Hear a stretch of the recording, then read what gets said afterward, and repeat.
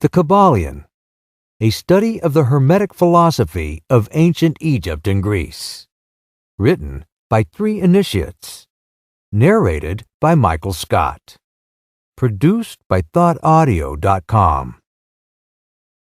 The lips of wisdom are closed, except to the ears of understanding. To Hermes Trismegistus, known by the ancient Egyptians as the Great and Master of Masters, this little volume of Hermetic teaching is reverently dedicated. Introduction. We take great pleasure in presenting to the attention of students and investigators of the secret doctrines this little work based upon the world-old Hermetic teachings. There has been so little written upon this subject, notwithstanding the countless references to the teachings in the many works upon occultism, that the many earnest searchers after the arcane truths will doubtless welcome the appearance of this present volume. The purpose of this work is not the enunciation of any special philosophy or doctrine, but rather is given to the students a statement of the truth that will serve to reconcile the many bits of occult knowledge that they may have acquired, but which are apparently opposed to each other, and which often serve to discourage and disgust the beginner in the study. Our intent is not to erect a new temple of knowledge, but rather to place in the hands of the student a master key with which he may open the many inner doors in the temple of mystery through the main portals he has already entered. There is no portion of the occult teachings possessed by the world which have been so closely guarded as the fragments of the Hermetic teachings which have come down to us over the tens of centuries, which have elapsed since the lifetime of its great founders, Hermes Trismegistus, the scribe of the gods, who dealt in old Egypt in the days when the present race of men was in its infancy. Contemporary with Abraham, and, if the legends be true, an instructor of that venerable sage, Hermes was and is the great central sun of occultism, whose rays have served to illumine the countless teachings which have been promulgated since his time. All the fundamental and basic teachings embedded in the esoteric teachings of every race may be traced back to Hermes. Even the most ancient teachings of India undoubtedly have their roots in the original Hermetic teachings. From the land of the Ganges, many advanced occultists wandered to the land of Egypt and sat at the feet of the Master. From him, they obtained the Master Key, which explained and reconciled their divergent views, and thus the secret doctrine was firmly established. From other lands also came the learned ones, all of whom regarded Hermes as the Master of Masters, and his influence was so great that in spite of the many wanderings from the path on the part of the centuries of teachers in these different lands, there may still be found a certain basic resemblance and correspondence which underlies the many and often quite divergent theories entertained and taught by the occultists of these different lands today. The student of comparative religions will be able to perceive the influence of the Hermetic teachings in every religion worthy of the name, now known to man, whether it be a dead religion or one in full vigor in our own times. There is always certain correspondence in spite of the contradictory features, and the Hermetic teachings act as the great reconciler. The life work of Hermes seems to have been in the direction of planting the great seed truth which has grown and blossomed in so many strange forms, rather than to establish a school of philosophy which would dominate the world's thought. But nevertheless, the original truths taught by him have been kept intact in their original purity by a few men each age, who, refusing great numbers of half-developed students and followers, followed the Hermetic custom and reserved their truth for the few who were ready to comprehend and master it. From lip to ear, the truth has been handed down among the few. There have always been a few initiates in each generation in the various lands of the earth who kept alive the sacred flame of the Hermetic teachings, and such have always been willing to use their lamps to relight the lesser lamps of the outside world when the light of truth grew dim and clouded by reason of neglect, and when the wicks became clogged with foreign matter. There were always a few to tend faithfully the altar of truth, upon which was kept alight the perpetual lamp of wisdom. These men devoted their lives to the labor of love, which the poet has so well stated in his lines, "O let not the flame die out. Cherished age after age in its dark cavern, in its holy temples cherished. Fed by pure ministers of love, let not the flame die out." These men have never sought popular approval nor numbers of followers. They are indifferent to these things, for they know how few there are in each generation who are ready for the truth, or who would recognize it if it were presented to them. They reserve the strong meat for men, while others furnish the milk for babes. They reserve their pearls of wisdom for the few elect who recognize their value and hear them in their crowns, instead of casting them before the materialistic vulgar swine, who would trample them in the mud and mix them with their disgusting mental food. But still, these men have never forgotten or overlooked the original teachings of Hermes regarding the passing on of the words of truth to those ready to receive it, which teachings is stated in the Kybalion as follows: "Where fall the footsteps of the Master, the ears of those ready for his teaching open wide." And again, "When the ears of the student are ready to hear, then cometh the lips to fill them with wisdom." But their customary attitude has always been strictly in accordance with the other Hermetic aphorism, also in the Kybalion: "The lips of wisdom are closed, except to the ears of understanding." There are those who criticize this attitude of the Hermetists, and who have claimed that they did not manifest the proper spirit in their policy of seclusion and reticence. But a moment's glance back over the pages of history will show the wisdom of the masters, who knew the folly of attempting to teach to the world that which is neither ready or willing to receive. The Hermetists have never sought to be martyrs, and have instead sat silently aside with a pitying smile on their closed lips, while the heathen raged noisily about them in their customary amusement of putting to death and torture the honest but misguided enthusiasts who imagined that they could force upon a race of barbarians the truth capable of being understood only by the elect who had advanced along the path. And the spirit of persecution has not as yet died out in the land. There are certain Hermetic teachings which, if publicly promulgated, would bring down upon the teachers a great cry of scorn and revilement from the multitude, who would again raise the cry of "Crucify, crucify." In this little work, we have endeavored to give you an idea of the fundamental teachings of the Kybalion, striving to give you the working principles, leaving you to apply them yourselves, rather than attempting to work out the teaching in detail. If you are a true student, you will be able to work out and apply these principles. If not, then you must develop yourself into one, for otherwise the Hermetic teachings will be as words, words, words to you.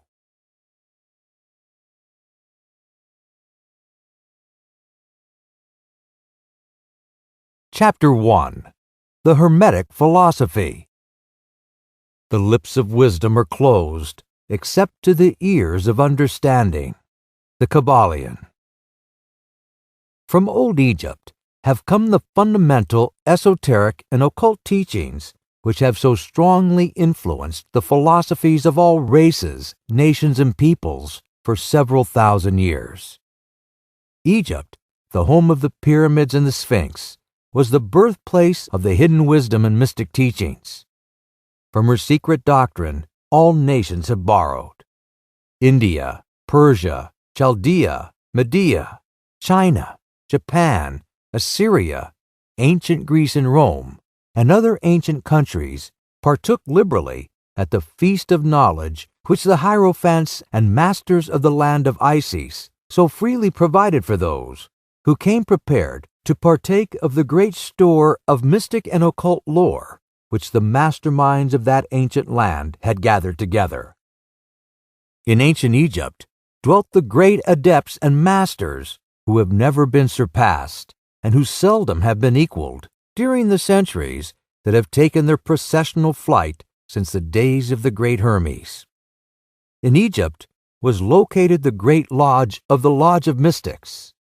At the doors of her temples entered the neophytes, who afterward, as hierophants, adepts, and masters, traveled to the four corners of the earth, carrying with them the precious knowledge which they were ready, anxious, and willing to pass on to those who were ready to receive the same. All students of the occult recognize the debt that they owe to these venerable masters of that ancient land. But among these great masters of ancient Egypt, there once dwelt one of whom masters hailed as the Master of Masters. This man, if man indeed he was, dwelt in Egypt in the earliest days. He was known as Hermes Trismegistus. He was the father of the occult wisdom, the founder of astrology, the discoverer of alchemy. The details of his life story are lost to history owing to the lapse of years, though several of the ancient countries disputed with each other in their claims to the honor of having furnished his birthplace, and this thousands of years ago. The date of his sojourn in Egypt, in that his last incarnation on this planet, is not now known, but it has been fixed at the early days of the oldest dynasties of Egypt, long before the days of Moses.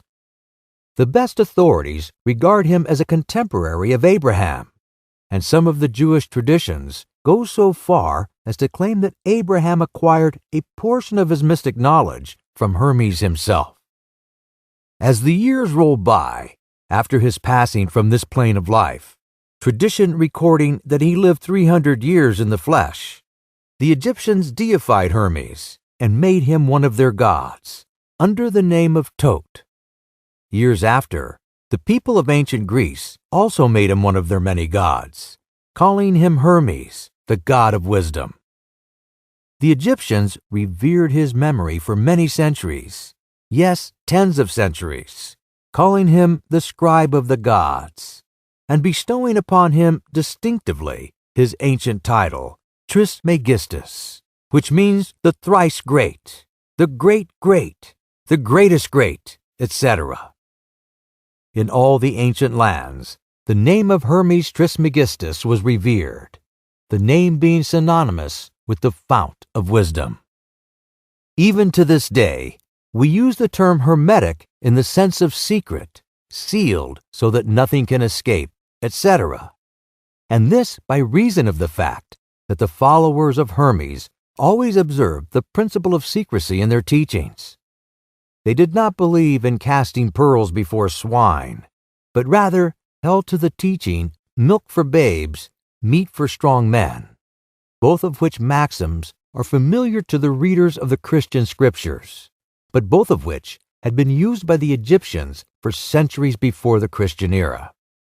And this policy of careful dissemination of the truth has always characterized the Hermetics, even unto the present day. The Hermetic teachings are to be found in all lands, among all religions, but never identified with any particular country, nor with any particular religious sect. This because of the warning of the ancient teachers against allowing the secret doctrine to become crystallized into a creed. The wisdom of this caution is apparent to all students of history. The ancient occultism of India and Persia degenerated and was largely lost owing to the fact that the teachers became priests and so mixed theology with the philosophy. The result being that the occultism of India and Persia has been gradually lost amidst the mass of religious superstition, cults, creeds, and gods. So it was with ancient Greece and Rome. So it was with the Hermetic teachings of the Gnostics and early Christians, which were lost at the time of Constantine, whose iron hand smothered philosophy with the blanket of theology, losing to the Christian church that which was its very essence and spirit, and causing it to grope throughout several centuries before it found the way back to its ancient faith. The indications, apparent to all careful observers in this 20th century, being that the Church is now struggling to get back to its ancient mystic teachings. But there were always a few faithful souls who kept alive the flame, tending it carefully and not allowing its light to become extinguished. And thanks to these staunch hearts and fearless minds, we have the truth still with us. But it is not found in books to any great extent. It has been passed along from master to student, from initiate to hierophant, from lip to ear. When it was written down at all, its meanings were veiled in terms of alchemy and astrology, so that only those possessing the key could read it aright. This was made necessary in order to avoid the persecutions of the theologians of the Middle Ages, who fought the secret doctrine with fire and sword, stake, gibbet, and cross. Even to this day, there will be found but few reliable books on the Hermetic philosophy, although there are countless references to it in many books written on various phases of occultism. And yet, the Hermetic philosophy is the only master key which will open all the doors of the occult teachings. In the early days, there was a compilation of certain basic Hermetic doctrines passed on from teacher to student, which was known as the Kybalion, the exact significance and meaning of the term having been lost for several centuries.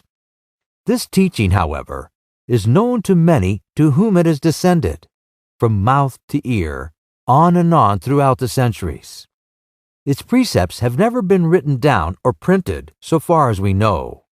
It was merely a collection of maxims, axioms, and precepts, which were non-understandable to outsiders, but which were readily understood by students after the axioms, maxims, and precepts had been explained and exemplified by the Hermetic initiates to their neophytes. These teachings really constituted the basic principles of the art of Hermetic alchemy, which, contrary to the general belief, dealt in the mastery of mental forces rather than material elements, the transmutation of one kind of mental vibrations into another, instead of changing of one kind of metal into another. The legends of the philosopher's stone, which would turn base metal into gold, was an allegory relating to Hermetic philosophy, readily understood by all students of Hermeticism.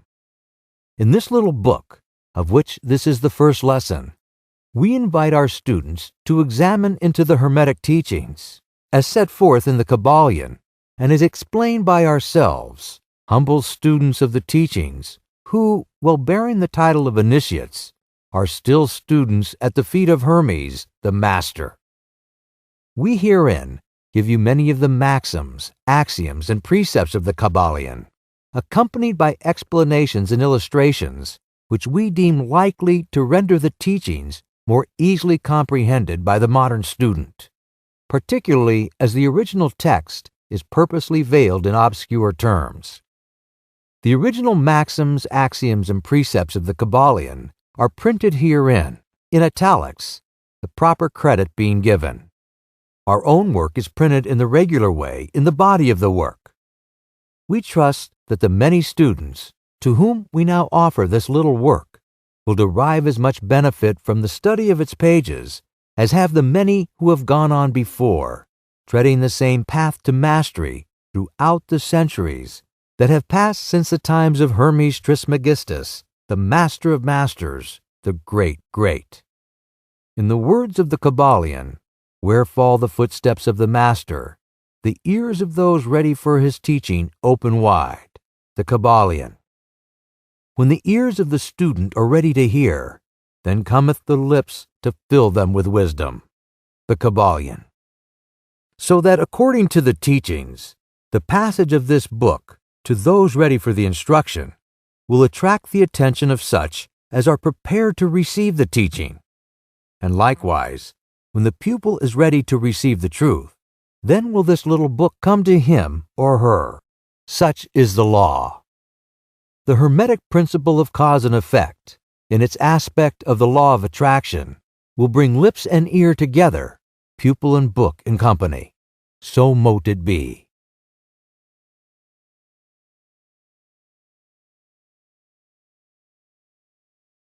Chapter 2. The 7 Hermetic Principles. The principles of truth are 7. He who knows these understandingly possesses the magic key before whose touch all the doors of the temple fly open. The Kybalion. The 7 Hermetic principles, upon which the entire Hermetic philosophy is based, are as follows. 1. The principle of mentalism. 2. The principle of correspondence. 3. The principle of vibration. 4. The principle of polarity. 5. The principle of rhythm. 6. The principle of cause and effect. 7. The principle of gender. These 7 principles will be discussed and explained as we proceed with these lessons. A short explanation of each, however, may as well be given at this point. 1. The principle of mentalism. The all is mind. The universe is mental. The Kybalion. This principle embodies the truth that all is mind. It explains that the all, which is the substantial reality underlying all outward manifestations and appearances, which we know under the terms of material universe, the phenomena of life, matter, energy, and in short, all that is apparent to our material senses, is spirit, which in itself is unknowable and undefinable, but which may be considered and thought of as an universal, infinite living mind. It also explains that all the phenomenal world or universe is simply a mental creation of the all, subject to the laws of created things, and that the universe as a whole, and in its parts or units, has its existence in the mind of the all, in which mind we live and move and have our being. This principle, by establishing the mental nature of the universe, easily explains all of the varied mental and psychic phenomena that occupy such a large portion of the public attention, and which, without such explanation, are non-understandable and defy scientific treatment. An understanding of this great Hermetic principle of mentalism enables the individual to readily grasp the laws of the mental universe and to apply the same to his well-being and advancement. The Hermetic student is enabled to apply intelligently the great mental laws instead of using them in a haphazard manner. With the master key in his possession, the student may unlock the many doors of the mental and psychic temple of knowledge and enter the same freely and intelligently. This principle explains the true nature of energy, power, and matter, and why and how all these are subordinate to the mastery of mind. One of the old Hermetic masters wrote, long ages ago, "He who grasps the truth of the mental nature of the universe is well advanced on the path to mastery." And these words are as true today as at the time they were first written. Without this mastery key, mastery is impossible, and the student knocks in vain at the many doors of the temple. 2. The principle of correspondence. As above, so below. As below, so above. The Kybalion. This principle embodies the truth that there is always a correspondence between the laws and phenomena of the various planes of being and life. The old Hermetic axiom ran in these words: as above, so below, as below, so above. And the grasping of this principle gives one the means of solving many a dark paradox and hidden secret of nature. There are planes beyond our knowing, but when we apply the principle of correspondence to them, we are able to understand much that would otherwise be unknowable to us. This principle is of universal application and manifestation on the various planes of the material, mental, and spiritual universe. It is an universal law. The ancient Hermetists considered this principle as one of the most important mental instruments by which man was able to pry aside the obstacles which hid from view the unknown. Its use even tore aside the veils of Isis to the extent that a glimpse of the face of the goddess might be caught. Just as a knowledge of the principles of geometry enables man to measure distant suns and their movements while seated in his observatory, so a knowledge of the principle of correspondence enables man to reason intelligently from the known to the unknown. Studying the monad, he understands the archangel. 3. The principle of vibration. Nothing rests, everything moves, everything vibrates. The Kybalion. The principle embodies the truth that everything is in motion, everything vibrates, nothing is at rest. Facts which modern science endorses and which each new scientific discovery tends to verify. And yet, this Hermetic principle was enunciated thousands of years ago by the masters of ancient Egypt.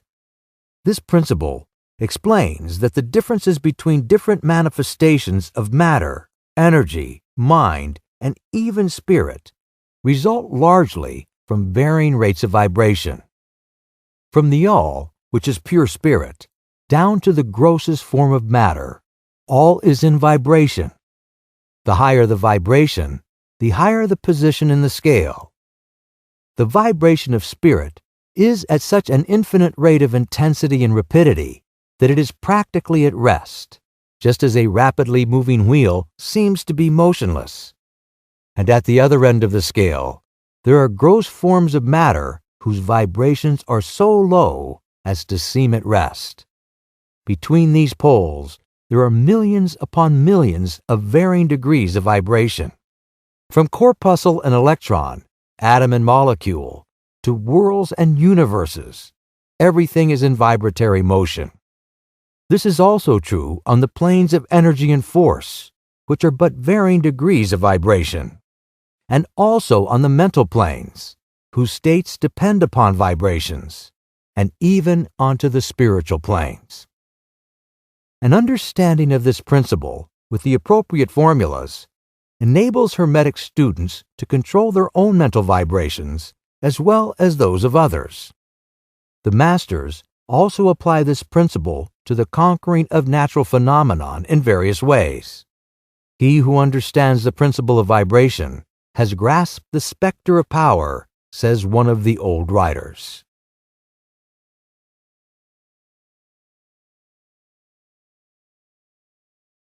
Four, the principle of polarity. Everything is dual. Everything has poles.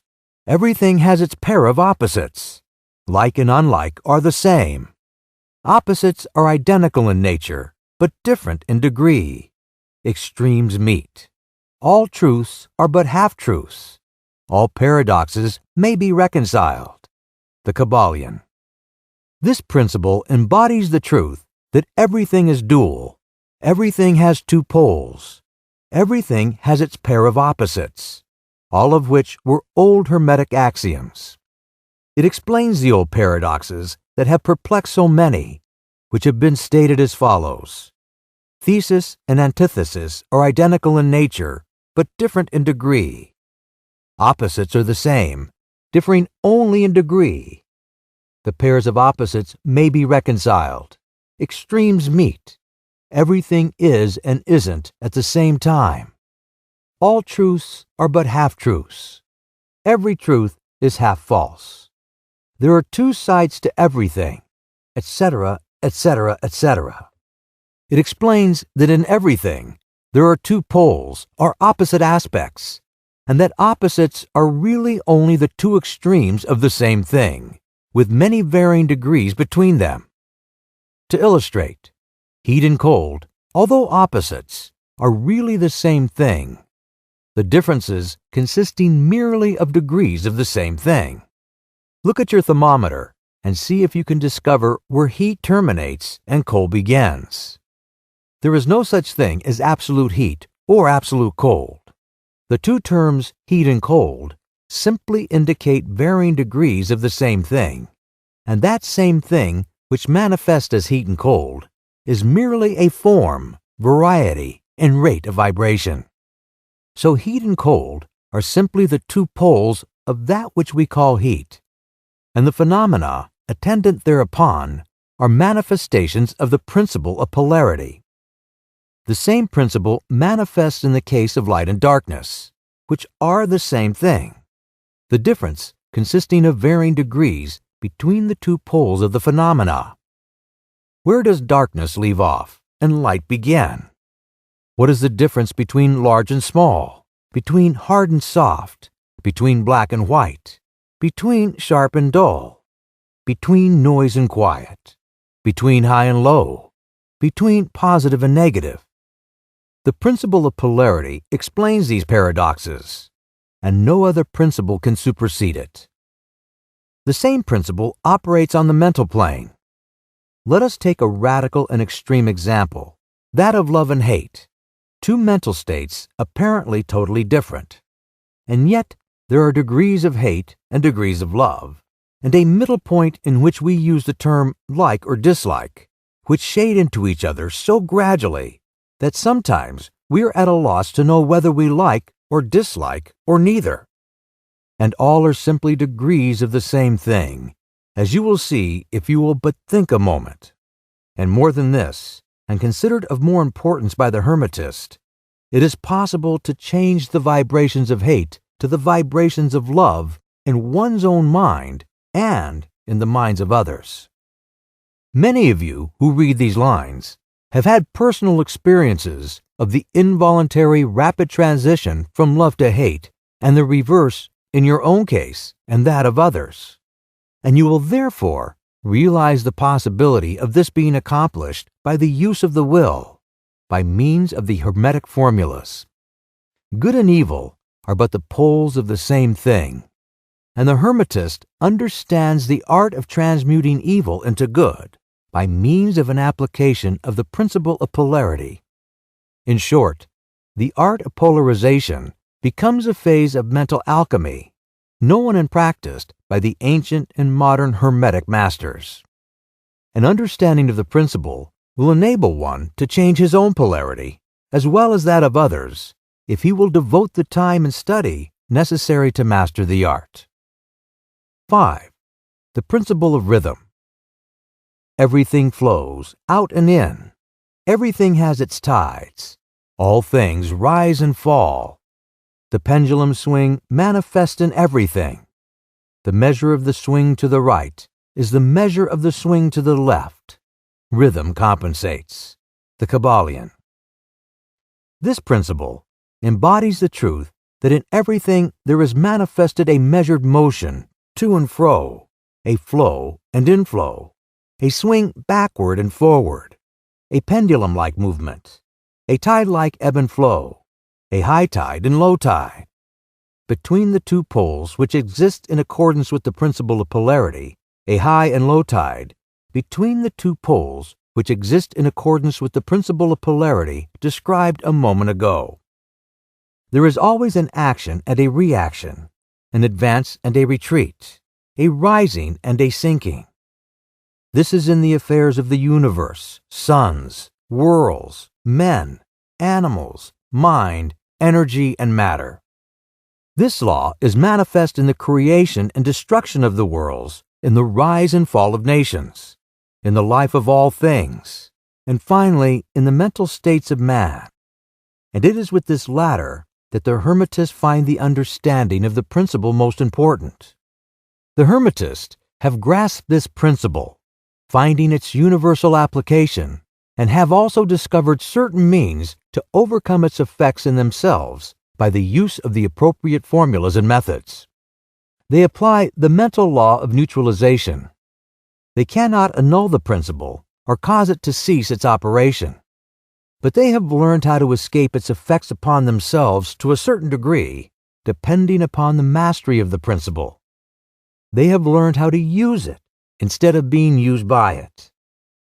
In this and similar methods consists the art of the Hermetist.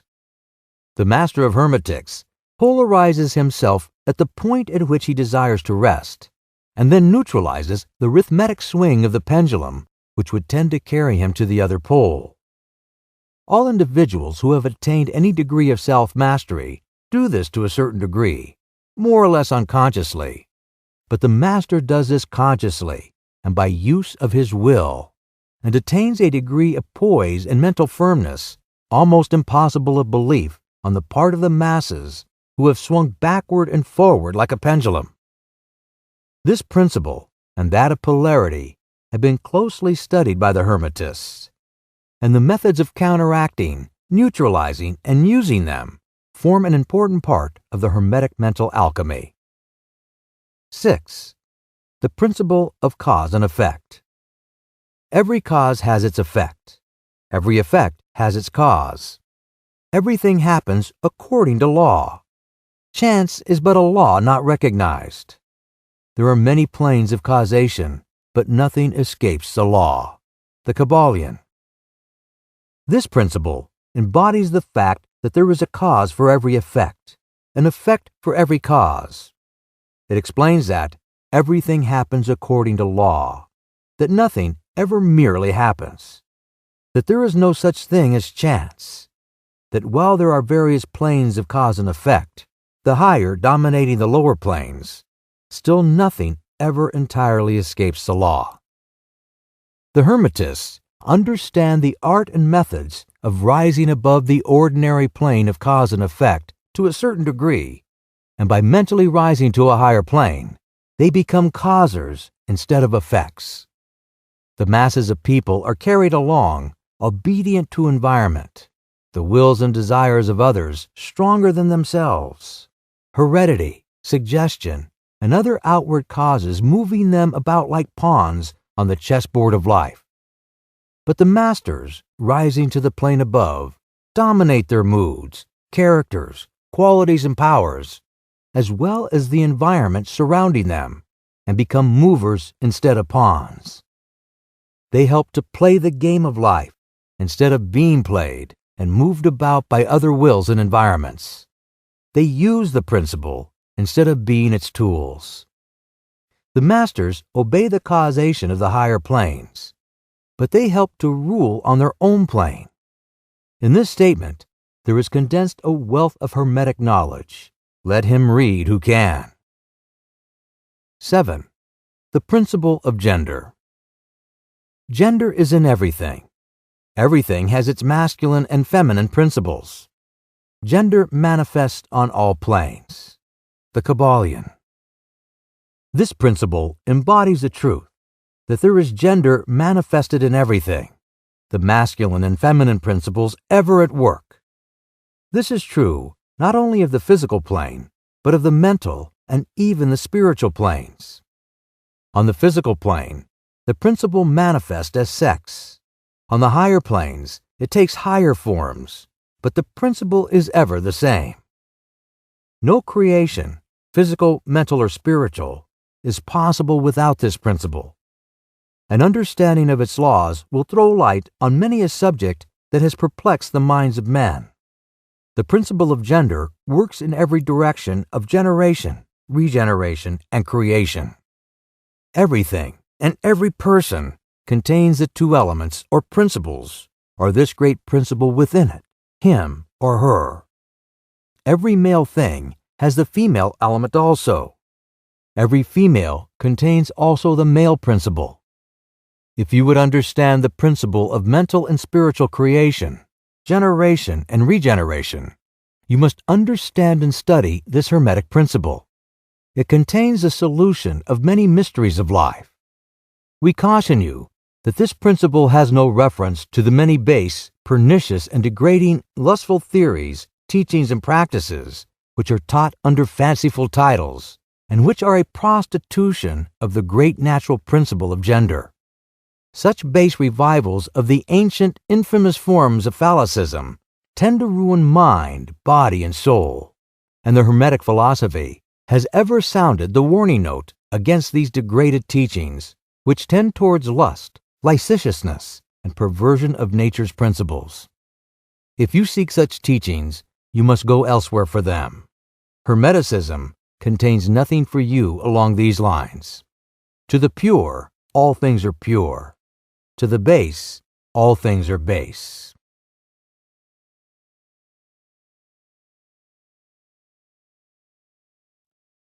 Chapter 3. Mental Transmutation.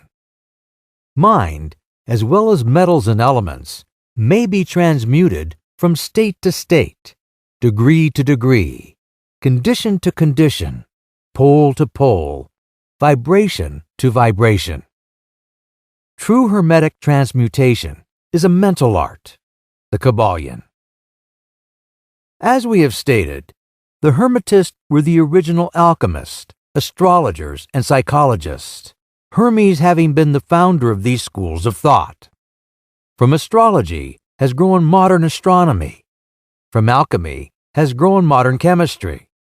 From the mystic psychology has grown the modern psychology of the schools. But it must not be supposed that the ancients were ignorant of that which the modern schools suppose to be their exclusive and special property. The records engraved on the stones of ancient Egypt show conclusively that the ancients had a full comprehensive knowledge of astronomy, the very building of the pyramids showing the connection between their design and the study of astronomical science. Nor were they ignorant of chemistry, for the fragments of the ancient writings show that they were acquainted with the chemical property of things. In fact, the ancient theories regarding physics are being slowly verified by the latest discoveries of modern science, notably those relating to the constitution of matter. Nor must it be supposed that they were ignorant of the so-called modern discoveries in psychology. On the contrary, the Egyptians were especially skilled in the science of psychology, particularly in the branches that the modern schools ignore, but which, nevertheless, are being uncovered under the name of psychic science, which is perplexing the psychologists of today and making them reluctantly admit that there may be something in it after all. The truth is that beneath the material chemistry, astronomy, and psychology, that is, the psychology in its phase of brain action, the ancients possessed a knowledge of transcendental astronomy, called astrology, of transcendental chemistry, called alchemy, of transcendental psychology, called mystic psychology. They possessed the inner knowledge as well as the outer knowledge, the latter alone being possessed by modern scientists. Among the many branches of knowledge possessed by the Hermetists was that known as mental transmutation, which forms the subject matter of this lesson. Transmutation is a term usually employed to designate the ancient art of transmutation of metals, particularly of the base metal into gold. The word transmute means to change from one nature, form, or substance into another, to transform, Webster. And accordingly, mental transmutation means the art of changing and transforming mental states, forms, and conditions into others. So you may see that mental transmutation is the art of mental chemistry, if you like the term, a form of practical mystic psychology. But this means far more than appears on the surface. Transmutation, alchemy, or chemistry on the mental plane is important enough in its effects, to be sure, and if the art stopped there, it would still be one of the most important branches of study known to man. But this is only the beginning. Let us see why. The first of the 7 Hermetic principles is the principle of mentalism, the axiom of which is the all is mind.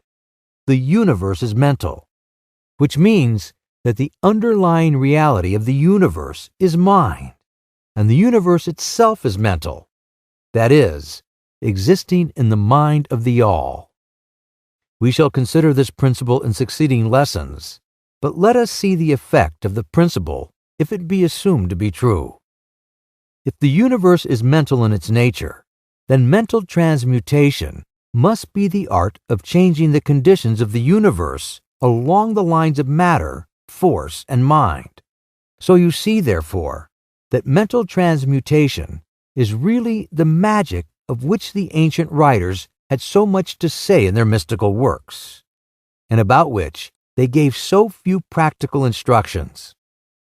If all be mental, then the art which enables one to transmute mental conditions must render the master the controller of material conditions, as well as those ordinarily called mental. As a matter of fact, none but advanced mental alchemists have been able to attain the degree of power necessary to control the grosser physical conditions, such as the control of the elements of nature, the production or cessation of tempests, the production and cessation of earthquakes, and other great physical phenomena. But that such men have existed, and do exist today, is a matter of earnest belief to all advanced occultists of all schools. That the masters exist and have these powers, the best teachers assure their students, having had experiences which justify them in such belief and statements. These masters do not make public exhibitions of their powers, but seek seclusion from the crowds of men in order to better work their way along the path of attainment. We mention their existence at this point merely to call your attention to the fact that their power is entirely mental and operates along the lines of the higher mental transmutation under the Hermetic principle of mentalism. The universe is mental, the Kybalion. But students and Hermetists of lesser degree than masters, the initiates and teachers, are able to freely work along the mental plane in mental transmutation. In fact, all that we call psychic phenomenon, mental influence, mental science, new thought phenomenon, etc.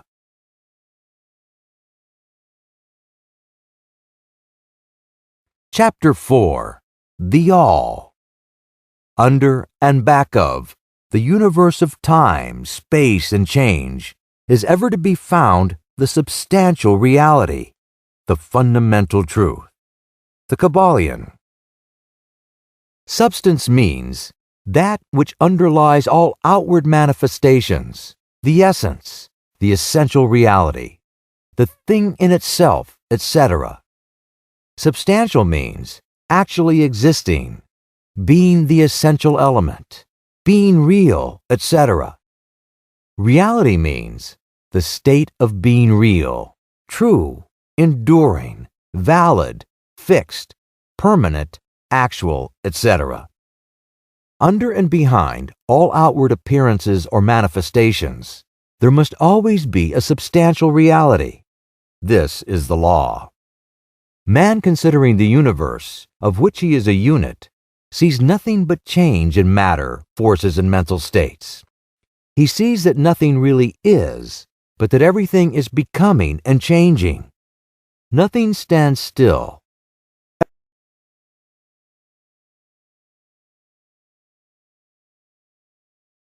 Chapter 5. The Mental Universe. The universe is mental, held in the mind of the All, the Kybalion. The All is spirit. But what is spirit? This question cannot be answered for the reason that its definition is practically that of the All, which cannot be explained or defined. Spirit is simply a name that men give to the highest conception of infinite living mind. It means the real essence. It means living mind, as much superior to life and mind as we know them, as the latter are superior to mechanical energy and matter. Spirit transcends our understanding, and we use the term merely that we may think or speak of the All. For the purposes of thought and understanding, we are justified in thinking of the Spirit as infinite living mind, at the same time acknowledging that we cannot fully understand it. We must either do this or stop thinking of the matter at all. Let us now proceed to a consideration of the nature of the universe as a whole and in its parts. What is the universe? We have seen that there can be nothing outside of the All. Then is the universe the All? No, this cannot be, because the universe seems to be made up of many, and is constantly changing, and in other ways it does not measure up to the ideas that we are compelled to accept regarding the all, as stated in our last lesson. Then if the universe be not the all, then it must be nothing. Such is the inevitable conclusion of the mind at first thought. But this will not satisfy the question, for we are sensible of the existence of the universe. Then if the universe is neither the all nor nothing, what can it be? Let us examine this question. If the universe exists at all, or seems to exist, it must proceed in some way from the all. It must be the creation of the all. But as something can never come from nothing, from what could the all have created it? Some philosophers have answered this question by saying that the all created the universe from itself, that is, from the being and substance of the all. But this will not do, for the all cannot be subtracted from nor divided, as we have seen. And then again, if this be so, would not each particle in the universe be aware of its being the all? The all could not lose its knowledge of itself, nor actually become an atom, or blind force, or lowly living thing. Some men indeed, realizing that the all is indeed all, and also recognizing that they, the men, existed, have jumped to the conclusion that they and the all were identical, and they have filled the air with shouts of, "I am God," to the amusement of the multitude and the sorrow of sages. The claim of the corpuscle that I am man would be modest in comparison. But what indeed is the universe if it be not the all, not yet created by the all, having separated itself into fragments? What else can it be? Of what else can it be made? This is the great question. Let us examine it carefully. We find here that the principle of correspondence, see Lesson 1, comes to our aid here. The old Hermetic axiom, as above, so below, may be pressed into service at this point. Let us endeavor to get a glimpse of the workings on higher planes by examining those on our own.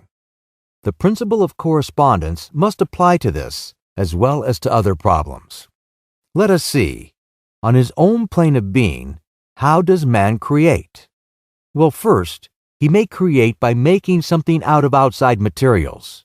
But this will not do, for there are no materials outside of the all with which it may create. Well then, secondly, man procreates or reproduces his kind by the process of begetting, which is self-multiplication, accomplished by transferring a portion of his substance to his offspring. But this will not do, because the all cannot transfer or subtract a portion of itself, nor can it reproduce or multiply itself. In the first place, there would be a taking away, and in the second case, a multiplication or addition to the all, both thoughts being an absurdity. Is there a third way in which man creates? Yes, there is. He creates mentally, and in so doing, he uses no outside materials, nor does he reproduce himself, and yet his spirit pervades the mental creation. Following the principle of correspondence, we are justified in considering that the all creates the universe mentally, in a manner akin to the process whereby man creates mental images. And here is where the report of reason tallies precisely with the report of the illumined, as shown by their teachings and writings. Such are the teachings of the wise men. Such was the teaching of Hermes. The all can create in no other way except mentally, without either using material, and there is none to use, or else reproducing itself, which is also impossible. There is no escape from this conclusion of the reason, which, as we have said, agrees with the highest teachings of the illumined, just as you, student, may create a universe of your own in your mentality. So does the all create universes in its own mentality. But your universe is the mental creation of a finite mind, whereas that of the all is the creation of an infinite.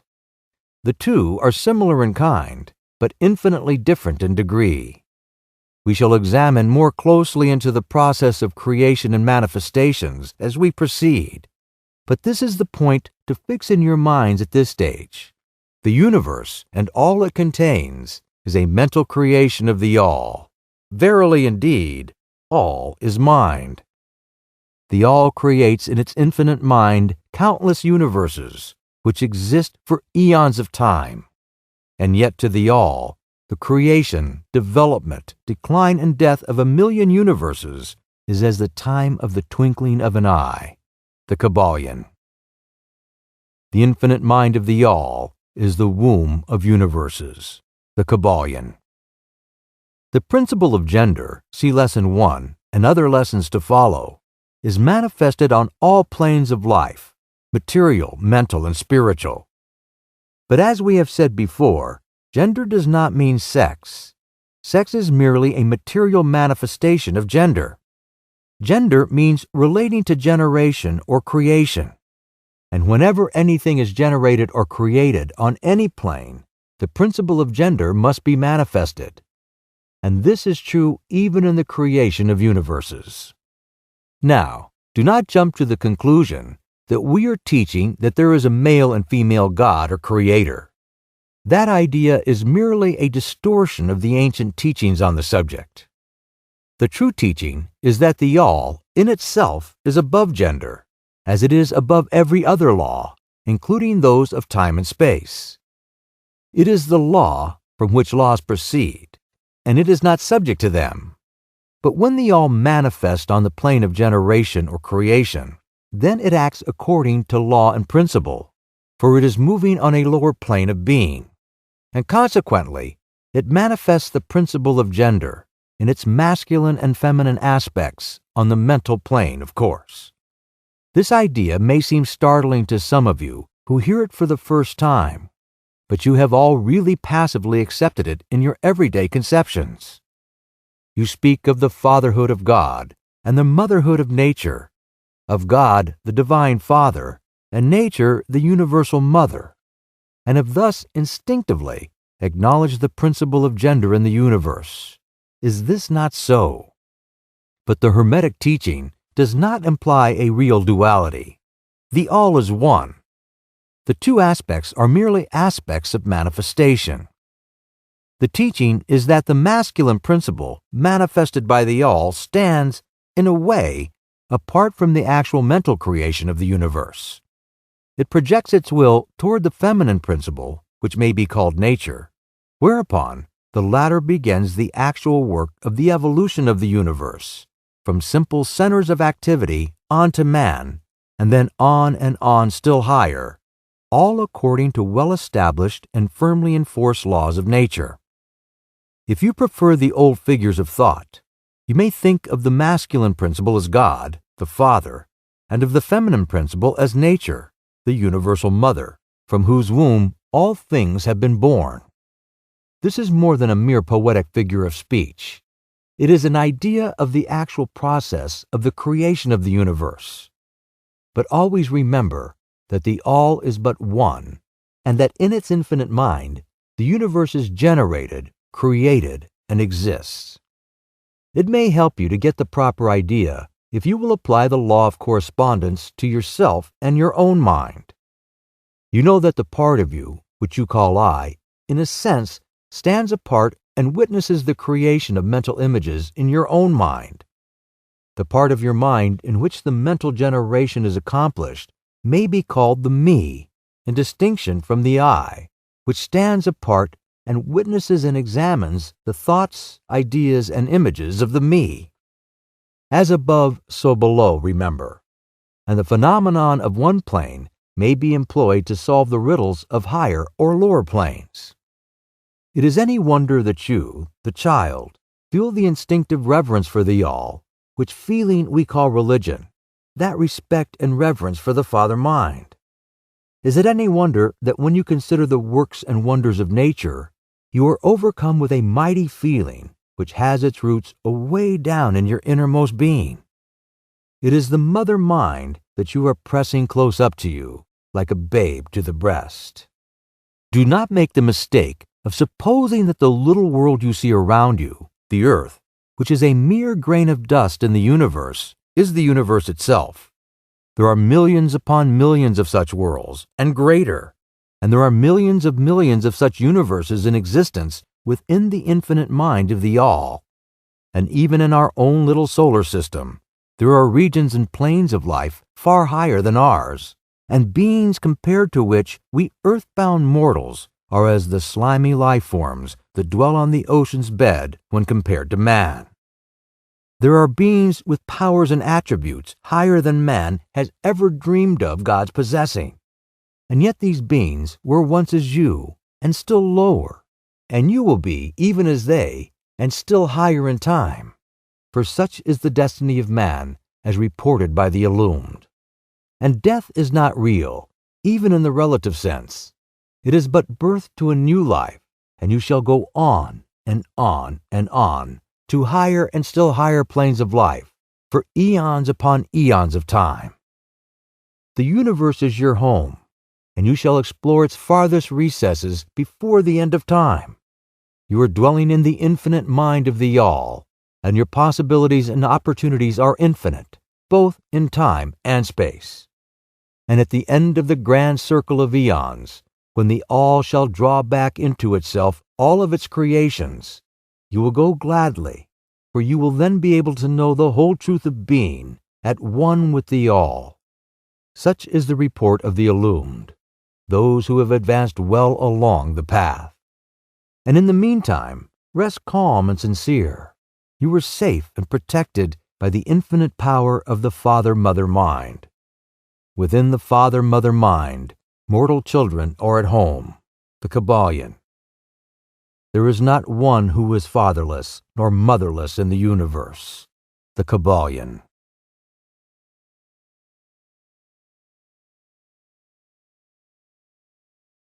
Chapter 6.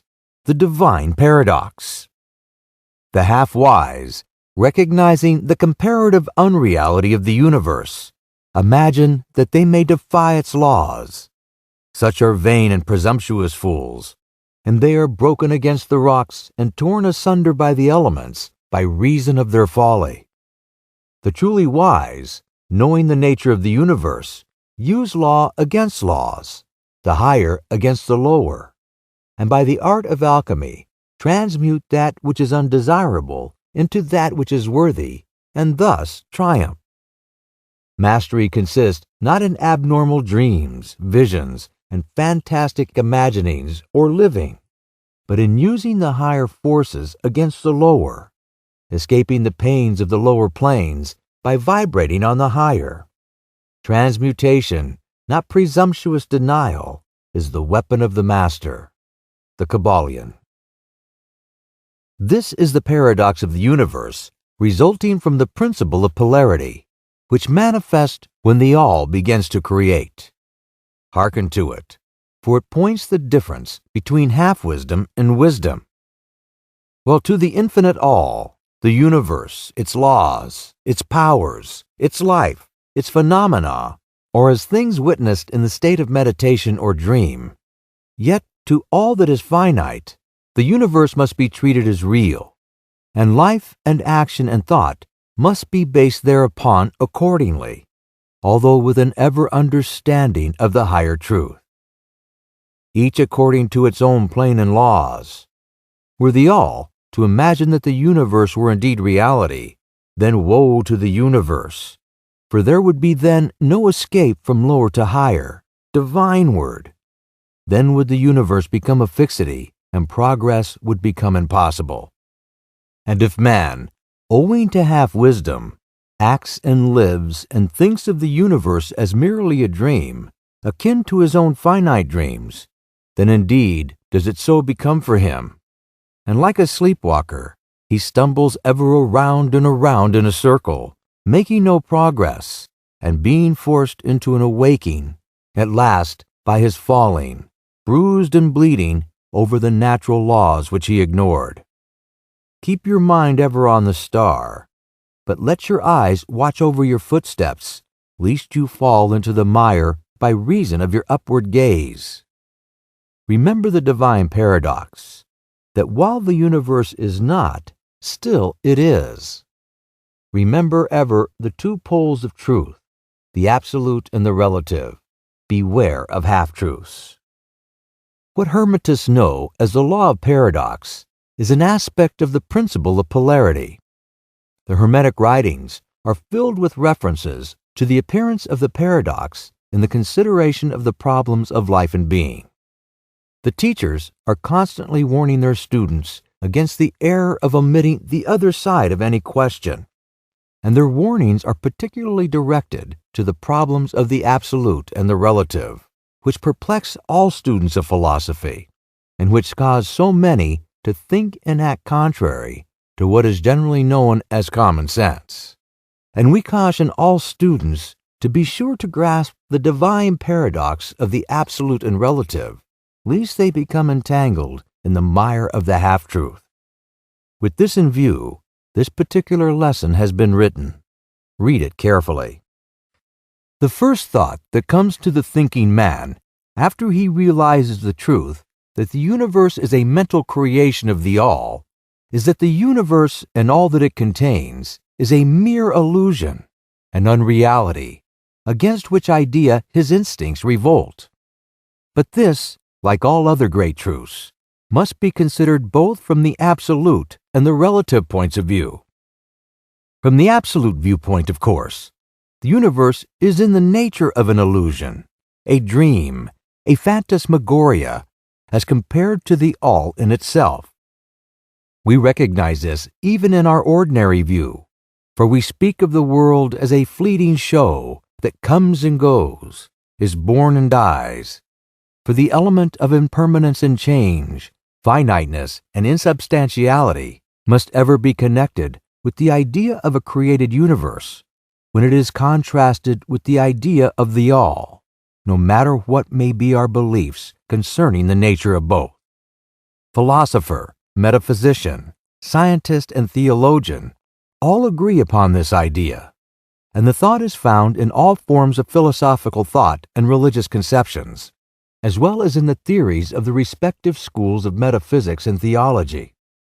So the Hermetic teachings do not preach the insubstantiality of the universe in any stronger terms than those more familiar to you, although their presentation of the subject may seem somewhat more startling. Anything that has a beginning and an ending must be, in a sense, unreal and untrue, and the universe comes under the rule in all schools of thought. From the absolute point of view, there is nothing real except the all, no matter what terms we may use in thinking of or discussing the subject. Whether the universe be created of matter, or whether it be a mental creation in the mind of the all, it is unsubstantial, non-enduring, a thing of time, space, and change. We want you to realize this fact thoroughly before you pass judgment on the Hermetic conception of the mental nature of the universe. Think over any and all of the other conceptions and see whether this be not true of them. But the absolute point of view shows merely one side of the picture. The other side is the relative one. Absolute truth has been defined as things as the mind of God knows them, while relative truth is things as the highest reason of man understands them. And so, while to the all, the universe must be unreal and illusory, a mere dream or result of meditation, nevertheless, to the finite minds forming a part of that universe and viewing it through mortal faculties, the universe is very real indeed, and must so be considered. In recognizing the absolute view, we must not make the mistake of ignoring or denying the facts and phenomena of the universe as they present themselves to our mortal faculties. We are not the all, remember. To take familiar illustrations, we all recognize the fact that matter exists to our senses. We will fare badly if we do not. And yet, even our finite minds understand the scientific dictum that there is no such thing as matter from a scientific point of view. That which we call matter is held to be merely an aggregation of atoms, which atoms themselves are merely a grouping of units of force, called electrons or ions, vibrating and in constant circular motion. We kick a stone and we feel the impact. It seems to be real, notwithstanding that we know it to be merely what we have stated above. But remember that our foot, which feels the impact by means of our brains, is likewise matter, so constituted of electrons, and for that matter, so are our brains. And at best, if it were not by reason of our mind, we would not know the foot or stone at all. Then again, the ideal of the artist or sculptor, which he is endeavoring to reproduce in stone or on canvas, seems very real to him. So do the characters in the mind of the author or dramatist, which he seeks to express so that others may recognize them. And if this be true in the case of our finite minds, what must be the degree of reality in the mental images created in the mind of the infinite? Oh, friends, to mortals, this universe of mentality is very real indeed. It is the only one we can ever know, though we rise from plane to plane, higher and higher in it. To know it otherwise, but actual experience, we must be the all itself. It is true that the higher we rise in the scale, the nearer to the mind of the Father we reach, the more apparent becomes the illusory nature of finite things. But not until the all finally withdraws us into itself does the vision actually vanish. So we need not dwell upon the feature of illusion. Rather, let us, recognizing the real nature of the universe, seek to understand its mental laws, and endeavor to use them to the best effect in our upward progress through life as we travel from plane to plane of being.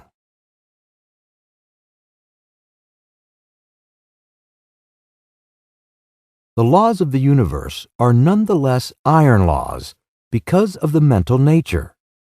All, except the all, are bound by them.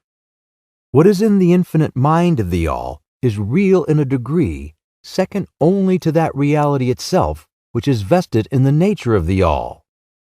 So do not feel insecure or afraid. We are all held firmly in the infinite mind of the all, and there is naught to hurt us or for us to fear. There is no power outside of the all to affect us, so we may rest calm and secure.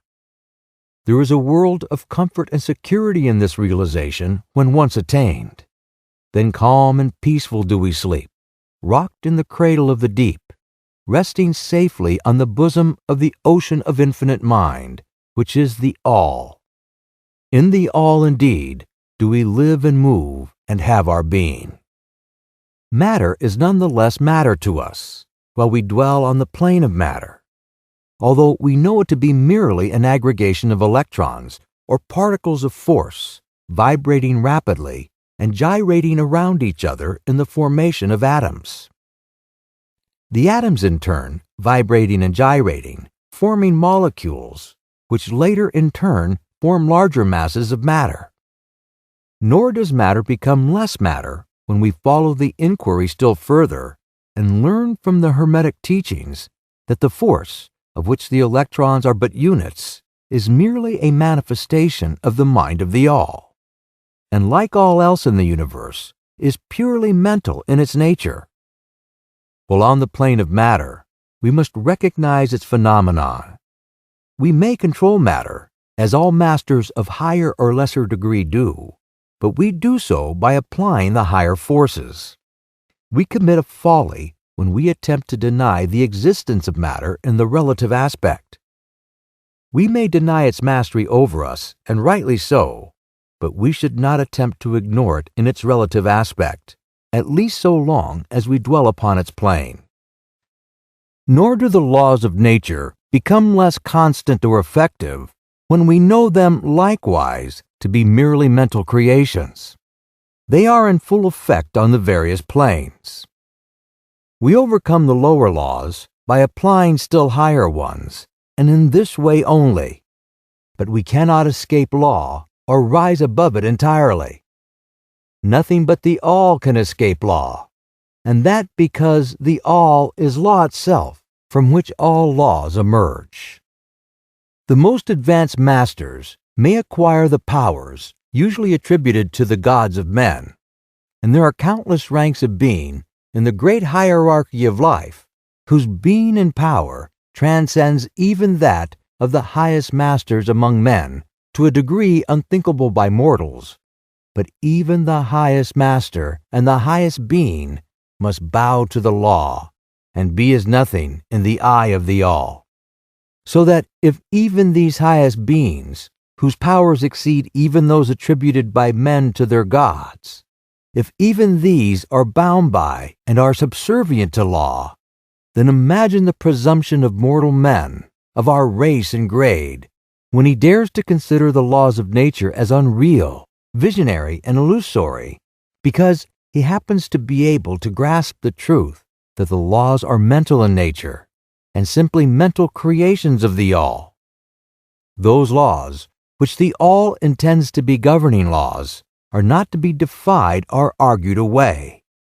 So long as the universe endures, will they endure, for the universe exists by virtue of these laws, which form its framework and which hold it together.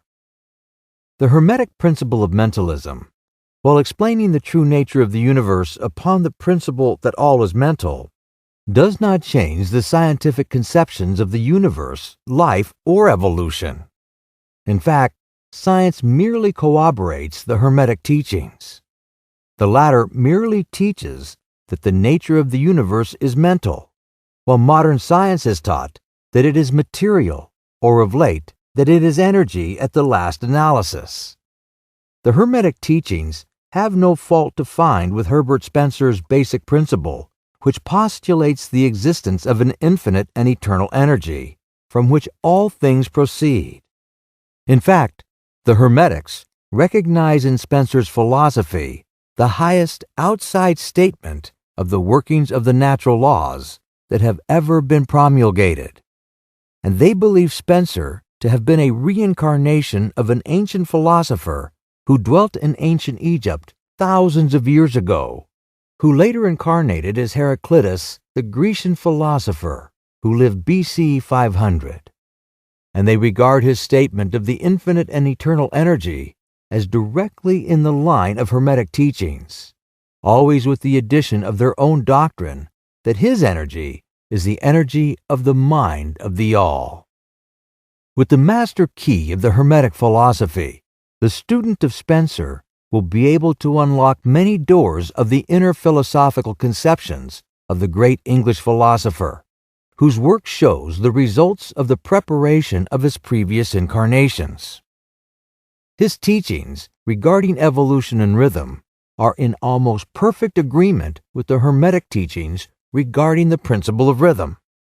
So the student of Hermetics need not lay aside any of his cherished scientific views regarding the universe.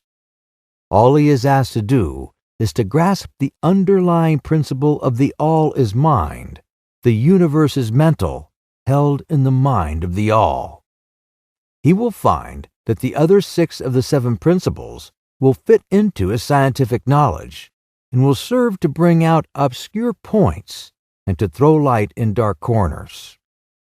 This is not to be wondered at when we realize the influence of the Hermetic thought of the early philosophers of Greece, upon whose foundation of thought the theories of modern science largely rest.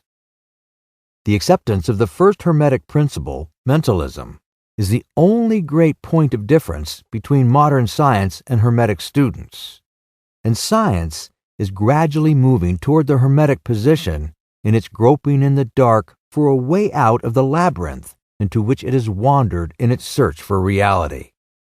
The purpose of this lesson is to impress upon the minds of our students the fact that, to all intents and purposes, the universe and its laws and its phenomena are just as real, so far as man is concerned, as they would be under the hypothesis of materialism or energism. Under any hypothesis, the universe in its outer aspect is changing, ever-flowing and transitory, and therefore devoid of substantiality and reality. But note the other pole of the truth.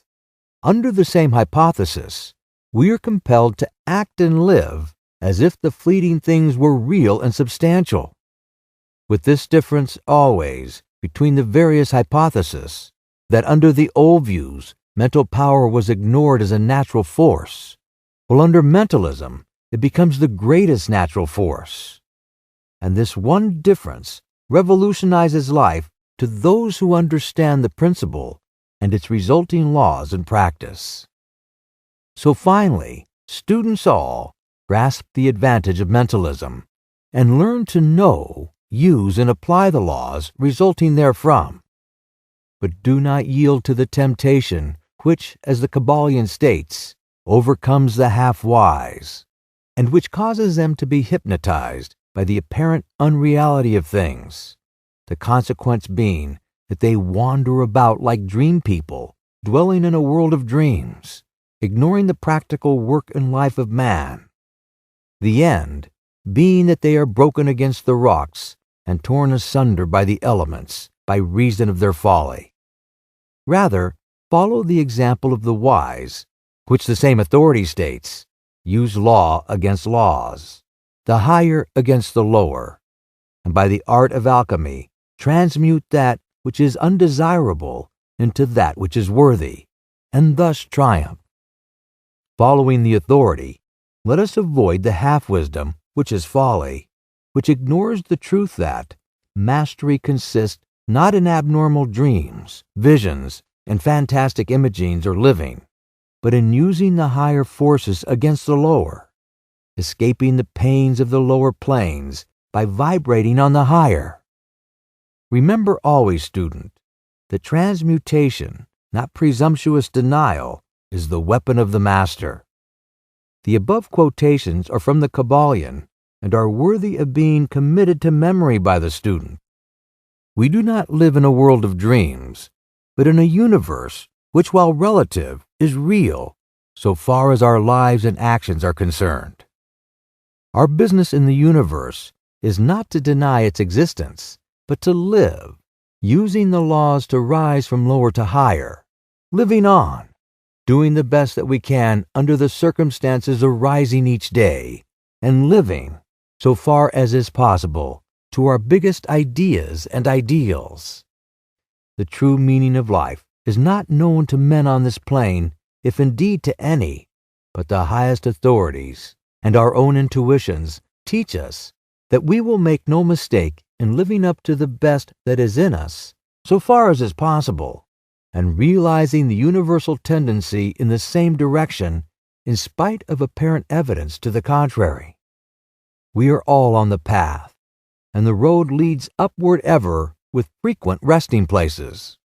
Read the message of the Kybalion and follow the example of the wise, avoiding the mistake of the half-wise who perish by reason of their folly.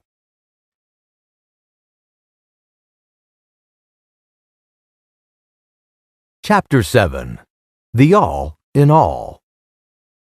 While all is in the all, it is equally true that the all is in all. To him who truly understands this truth hath come great knowledge. The Kybalion. How often have the majority of people heard repeated the statement that their deity, called by many names, was all in all? And how little have they suspected the inner occult truth concealed by these carelessly uttered words? The commonly used expression is a survival of the ancient Hermetic maxim quoted above. As the Kybalion says, to him who truly understands this truth hath come great knowledge. And this being so, let us seek this truth, the understanding of which means so much. In this statement of truth, this Hermetic maxim, is concealed one of the greatest philosophical, scientific, and religious truths. We have given you the Hermetic teaching regarding the mental nature of the universe, the truth that the universe is mental, held in the mind of the All. As the Kybalion says in the passage quoted above, all is in the all. But note also the correlated statement that it is equally true that the all is in all. This apparently contradictory statement is reconcilable under the law of paradox. It is, moreover, an exact Hermetic statement of the relations existing between the all and its mental universe. We have seen how all is in the all. Now let us examine the other aspect of the subject. The Hermetic teachings are to the effect that the all is immanent and remaining within, inherent, abiding within its universe, and in every part, particle, unit, or combination within the universe. This statement is usually illustrated by the teachers by a reference to the principle of correspondence. The teacher instructs the student to form a mental image of something, a person, an idea, something having a mental form. The favorite example being that of the author or dramatist forming an idea of his characters, or a painter or sculptor forming an image of an ideal that he wishes to express by his art. In each case, the student will find that while the image has its existence and being solely within his own mind, yet he, the student, author, dramatist, painter, or sculptor, is in a sense immanent in, remaining within, or abiding within the mental image also. In other words, the entire virtue, life, spirit of reality in the mental image is derived from the immanent mind of the thinker. Consider this for a moment until the idea is grasped. To take a modern example, let us say that Othello, Iago, Hamlet, Lear, Richard III existed merely in the mind of Shakespeare at the time of their conception or creation. And yet Shakespeare also existed within each of these characters, giving them their vitality, spirit, and action. Whose is the spirit of the characters that we know as Micawber, Oliver Twist, Uriah Heep? Is it Dickens? Or have each of these characters a personal spirit, independent of their creator?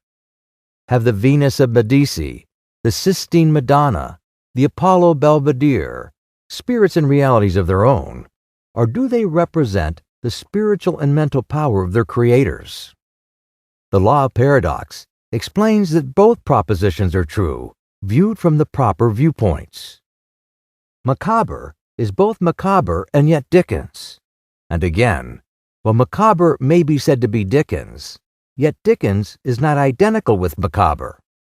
Man, like Micawber, may exclaim, "The spirit of my creator is inherent within me, and yet I am not he." How different this from the shocking half-truth so vociferously announced by certain of the half-wise, who fill the air with their raucous cries of, "I am God." Imagine poor Micawber or sneaky Uriah Heep saying, "I am Dickens," or some of the lowly clods in one of Shakespeare's plays eloquently announcing that, "I am Shakespeare." The all is in the earthworm, and yet the earthworm is far from being the all. And still the wonder remains that though the earthworm exists merely as a lowly thing, created and having its being solely within the mind of the all, yet the all is immanent in the earthworm, and in the particles that go to make up the earthworm. Can there be any greater mystery than this of the all in the all, and the all in all? The student will, of course, realize that the illustrations given above are necessarily imperfect and inadequate, for they represent the creation of mental images in finite minds, while the universe is a creation of infinite mind, and the difference between the two poles separates them. And yet, is it merely a matter of degree? The same principle is in operation. The principle of correspondence manifest in each. As above, so below. As below, so above. And in the degree that man realizes the existence of the indwelling spirit immanent within his being, so will he rise in the spiritual scale of life. This is what spiritual development means: the recognition, realization, and manifestation of the spirit within us. Try to remember this last definition, that of spiritual development. It contains the truth of true religion.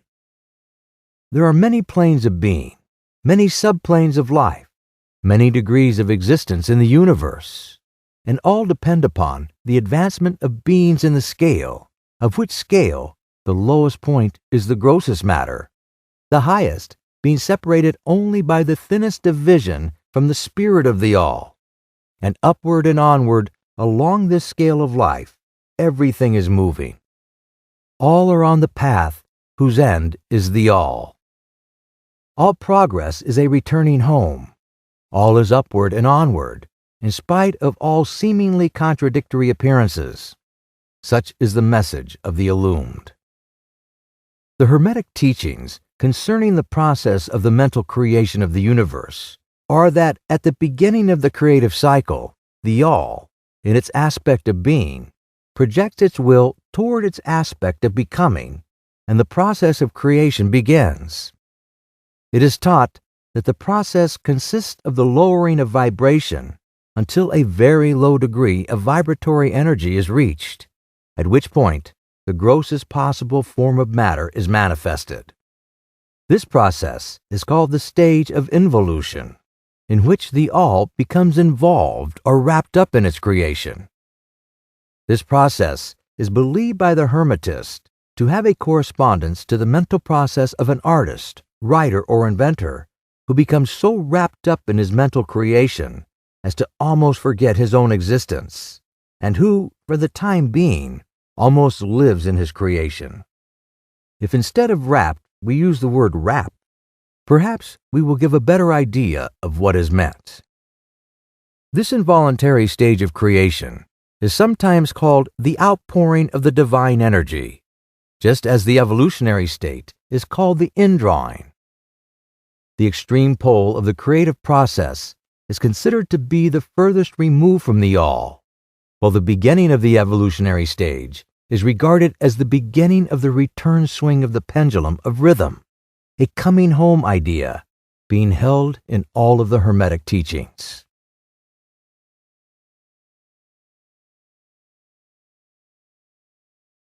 The teachings are that during the outpouring, the vibrations become lower and lower until finally the urge ceases and the return swing begins. But there is this difference, that while in the outpouring, the creative forces manifest compactly and as a whole, yet from the beginning of the evolutionary or indrawing stage, there is manifested the law of individualization, that is, the tendency to separate into units of force, so that finally, that which left the all as individualized energy returns to its source as countless highly developed units of life, having risen higher and higher in the scale by means of physical, mental, and spiritual evolution. The ancient Hermetists used the word meditation in describing the process of the mental creation of the universe in the mind of the all, the word contemplation also being frequently employed. But the idea intended seems to be that of the employment of the divine attention. Attention is a word derived from the Latin root meaning to reach out, to stretch out, and so the act of attention is really a mental reaching out, extension of mental energy, so that the underlying idea is readily understood when we examine into the real meaning of attention. The Hermetic teachings regarding the process of evolution are that the all, having meditated upon the beginning of the creation, having thus established the material foundations of the universe, having thought it into existence, then gradually awakens or rouses from its meditation, and in so doing starts into the manifestation of the process of evolution on the material, mental, and spiritual planes, successively and in order. Thus the upward movement begins, and all begins to move spiritward. Matter becomes less gross. The units spring into being. The combinations begin to form. Life appears and manifests in higher and higher forms. The mind becomes more and more in evidence, the vibrations constantly becoming higher. In short, the entire process of evolution, in all of its phases, begins and proceeds according to the established laws of the indrawing process. All of this occupies eons upon eons of man's time, each eon containing countless millions of years. But yet, the illumined inform us that the entire creation, including involution and evolution of a universe, is but as the twinkle of the eye to the all. At the end of the countless cycles of eons of time, the All withdraws its attention, its contemplation and meditation of the universe, for the great work is finished, and all is withdrawn into the All from which it emerged. But mystery of mysteries, the spirit of each soul is not annihilated, but is infinitely expanded. The created and the Creator are merged. Such is the report of the illumined. The above illustration of the meditation and subsequent awakening from meditation of the All is, of course, but an attempt of the teachers to describe the infinite process by a finite example. And yet, as below, so above. The difference is merely in degree. And just as the All arouses itself from the meditation upon the universe, so does man in time cease from manifesting upon the material plane and withdraws himself more and more into the indwelling spirit, which is indeed the divine ego. There is one more matter of which we desire to speak in this lesson, and that comes very near to an invasion of the metaphysical field of speculation, although our purpose is merely to show the futility of such speculation. We allude to the question which inevitably comes to the mind of all thinkers who have ventured to seek the truth. The question is, why does the All create universes? The question may be asked in different forms, but the above is the gist of the inquiry. Men have striven hard to answer this question, but still there is no answer worthy of the name. Some have imagined that the All had something to gain by it, but this is absurd, for what could the All gain that it did not already possess? Others have sought the answer in the idea that the All wished something to love, and others that it created for pleasure or amusement, or because it was lonely, or to manifest its power. All puerile explanations and ideas belonging to the childish period of thought. Others have sought to explain the mystery by assuming that the All found itself compelled to create by reason of its own internal nature, its creative instinct. This idea is in advance of the others, but its weak point lies in the idea of the All being compelled by anything, internal or external. If its internal nature or creative instinct compelled it to do anything, then the internal nature or creative instinct would be the absolute instead of the All, and so accordingly, that part of the proposition falls. And yet, the All does create and manifest, and seems to find some kind of satisfaction in so doing. And it is difficult to escape the conclusion that in some infinite degree, it must have what would correspond to an inner nature or creative instinct in man, with correspondingly infinite desire and will. It could not act unless it willed to act, and it would not will to act unless it desired to act, and it would not desire to act unless it obtained some satisfaction thereby. And all of these things would belong to an inner nature, and might be postulated as existing according to the law of correspondence. But still, we prefer to think of the All as acting entirely free from any influence, internal as well as external. That is the problem which lies at the root of difficulty, and the difficulty that lies at the root of the problem. Strictly speaking, there cannot be said to be any reason whatsoever for the All to act, for a reason implies a cause, and the All is above cause and effect, except where it wills to become a cause, at which time the principle is set into motion. So you see, the matter is unthinkable, just as the All is unknowable. Just as we say the All merely is, so we are compelled to say that the All acts because it acts. At the last, the All is all reason in itself, all law in itself, all action in itself. And it must be said truthfully that the All is in its own reason, its own law, its own act, or still further, that the All, its reason, its act, its laws, are one, all being names for the same thing. In the opinion of those who are giving you these present lessons, the answer is locked up in the inner self of the All, along with its secret of being. The law of correspondence, in our opinion, reaches only to that aspect of the all which may be spoken of as the aspect of becoming. Back of that aspect is the aspect of being, in which all laws are lost in law.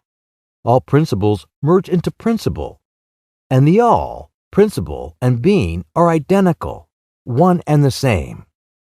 Therefore, metaphysical speculation on this point is futile. We go into this matter here merely to show that we recognize the question and also the absurdity of the ordinary answers of metaphysics and theology. In conclusion, it may be of interest to our students to learn that while some of the ancient and modern Hermetic teachers have rather inclined in the direction of applying the principle of correspondence to the question, with the results of the inner nature conclusion, still the legends have it that Hermes the Great, when asked this question by his advanced students, answered them by pressing his lips tightly together and saying not a word, indicating that there was no answer. But then he may have intended to imply the axiom of his philosophy that the lips of wisdom are closed except to the ears of understanding, believing that even his advanced students did not possess the understanding which entitled them to the teaching. At any rate, if Hermes possessed the secret, he failed to impart it, and so far as the world is concerned, the lips of Hermes are closed regarding it. And where the great Hermes hesitated to speak, what mortal may dare to teach? But remember that, whatever be the answer to this problem, if indeed there be an answer, the truth remains that while all is in the all, it is equally true that the all is in all. The teaching on this point is emphatic, and we may add the concluding words of the quotation, "To him who truly understands this truth hath come great knowledge."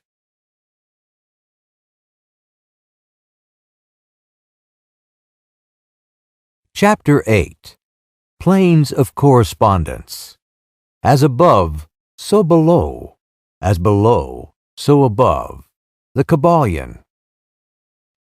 The second great Hermetic principle embodies the truth that there is a harmony, agreement, and correspondence between the several planes of manifestation, life, and being. This truth is a truth because all that is included in the universe emanates from the same source, and the same laws, principles, and characteristics apply to each unit, or combination of units of activity, as each manifests its own phenomena upon its own plane.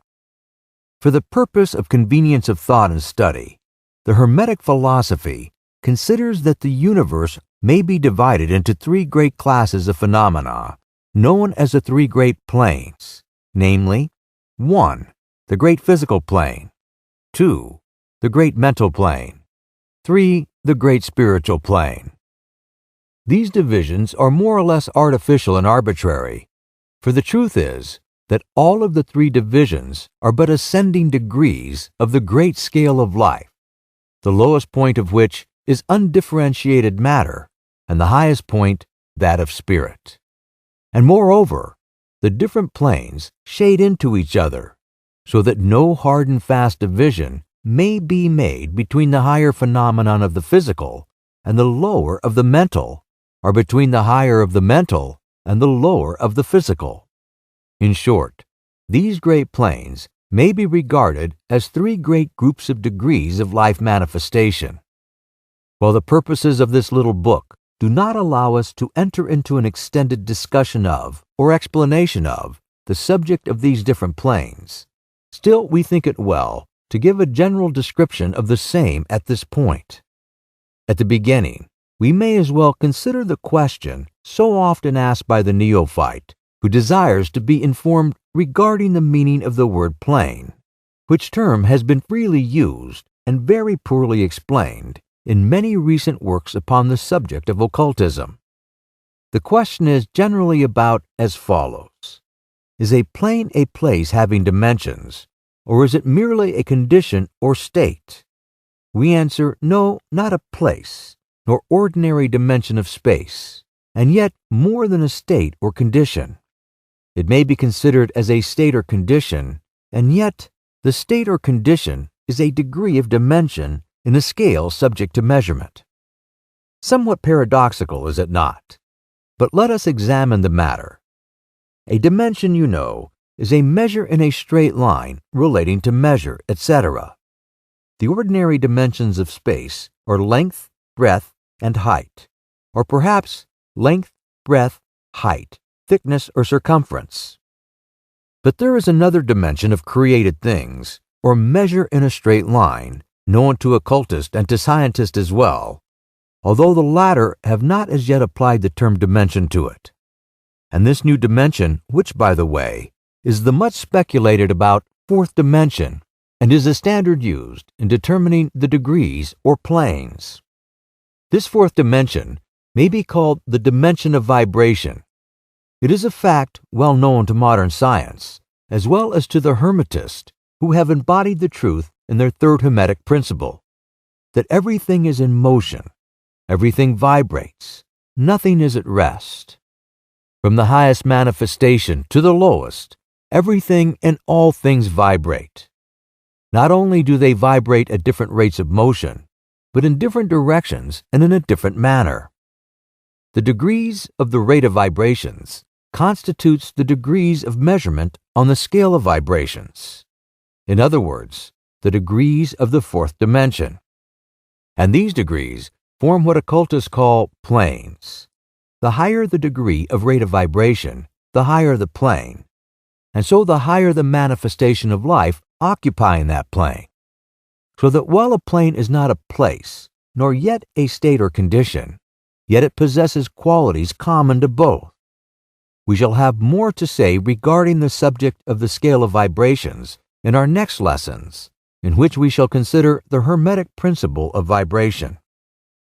You will kindly remember, however, that the three great planes are not actual divisions of the phenomena of the universe, but merely arbitrary terms used by the Hermetists in order to aid in the thought and study of the various degrees and forms of universal activity in life. The atom of matter, the unit of force, the mind of man, and the being of the archangel are all but degrees in one scale, and all fundamentally the same, the difference being solely a matter of degree and rate of vibration. All are creations of the All, and have their existence solely within the infinite mind of the All. The Hermetists subdivide each of the three great planes into 7 minor planes, and each of these latter are also subdivided into 7 subplanes, all divisions being more or less arbitrary, shading into each other, and adopted merely for convenience of scientific study and thought. The great physical plane and its 7 minor planes is that division of the phenomena of the universe which includes all that relates to physics or material things, forces, and manifestations. It includes all forms of that which we call matter, and all forms of that which we call energy or force.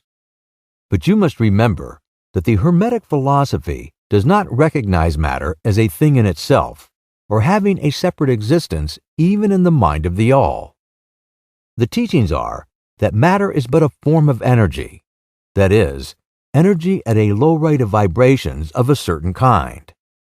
And accordingly, the Hermetists classify matter under the head of energy and give to it 3 of the 7 minor planes of the great physical plane. These 7 minor physical planes are as follows: 1. The plane of matter A. 2. The plane of matter B. 3. The plane of matter C. 4. The plane of ethereal substance. 5. The plane of energy A. 6. The plane of energy B. 7. The plane of energy C. The plane of matter A comprises the forms of matter in its forms of solids, liquids, and gases, as generally recognized by textbooks on physics. The plane of matter B comprises certain higher and more subtle forms of matter of the existence, of which modern science is but now recognizing, the phenomena of radiant matter, in its phases of radium, etc., belonging to the lower subdivision of this minor plane. The plane of matter C comprises forms of the most subtle and tenuous matter, the existence of which is not suspected by ordinary scientists. The plane of ethereal substance comprises that which science speaks of as the ether, a substance of extreme tenuity and elasticity, pervading all universal space and acting as a medium for the transmission of waves and energy, such as light, heat, electricity, etc. This ethereal substance forms a connecting link between matter, so-called, and energy, and partakes of the nature of each. The Hermetic teachings, however, instruct that this plane has 7 subdivisions, as have all of the minor planes, and that in fact there are 7 ethers instead of but 1. Next, above the plane of ethereal substance, comes the plane of energy A, which comprises the ordinary forms of energy known to science, its 7 subplanes being, respectively, heat, light, magnetism, electricity, and attraction, including gravitation, cohesion, chemical affinity, etc., and several other forms of energy indicated by scientific experiments, but not as yet named or classified. The plane of energy B comprises 7 subplanes of higher forms of energy not as yet discovered by science, but which have been called nature's finer forces, and which are called into operation in manifestations of certain forms of mental phenomena, and by which such phenomena becomes possible. The plane of energy C comprises 7 subplanes of energy so highly organized that it bears many of the characteristics of life, but which is not recognized by the minds of men on the ordinary plane of development, being available for the use on the beings of the spiritual plane alone. Such energy is unthinkable to ordinary men, and may be considered almost as the divine power. The beings employing the same are as gods compared even to the highest human types known to us. The great mental plane comprises those forms of living things known to us in ordinary life, as well as certain other forms not so well known except to the occultist. The classification of the 7 minor mental planes is more or less satisfactory and arbitrary, unless accompanied by elaborate explanations which are foreign to the purpose of this particular work. But we may as well mention them. They are as follows. 1. The plane of mineral mind. 2. The plane of elemental mind, A. 3. The plane of plant mind. 4. The plane of elemental mind, B. 5. The plane of animal mind. 6. The plane of elemental mind, C. 7. The plane of human mind. The plane of mineral mind comprises the states or conditions of the units or entities or groups and combinations of the same, which animate the forms known to us as minerals, chemicals, etc. These entities must not be confounded with the molecules, atoms, and corpuscles themselves, the latter being merely the material bodies or forms of these entities, just as a man's body is but his material form and not himself. These entities may be called souls in one sense, and are living beings of a low degree of development, life, and mind, just a little more than the units of living energy which comprise the higher subdivisions of the highest physical plane. The average mind does not generally attribute the possession of mind, soul, or life to the mineral kingdom, but all occultists recognize the existence of the same, and modern science is rapidly moving forward to the point of view of the Hermetic in this respect. The molecules, atoms, and corpuscles have their loves and hates, likes and dislikes, attractions and repulsions, affinities and non-affinities, etc., and some of the more daring of modern scientific minds have expressed the opinion that the desire and will, emotions and feelings of the atoms differ only in degree from those of men. We have no time or space to argue this matter here. All occultists know it to be a fact, and others are referred to some of the more recent scientific works for outside corroboration. There are the usual 7 subdivisions to this plane. The plane of elemental mind A comprises the state or condition and degree of mental and vital development of a class of entities unknown to the average man, but recognized to occultists. They are invisible to the ordinary senses of man, but nevertheless exist and play their part of the drama of the universe. Their degree of intelligence is between that of the mineral and chemical entities on the one hand, and of the entities of the plant kingdom on the other. There are 7 subdivisions to this plane also. The plane of plant mind and its 7 subdivisions, comprising the kingdoms of the plant world, the vital and mental phenomena of which is fairly well understood by the average intelligent person. Many new and interesting scientific works regarding mind and life in plants having been published during the last decade.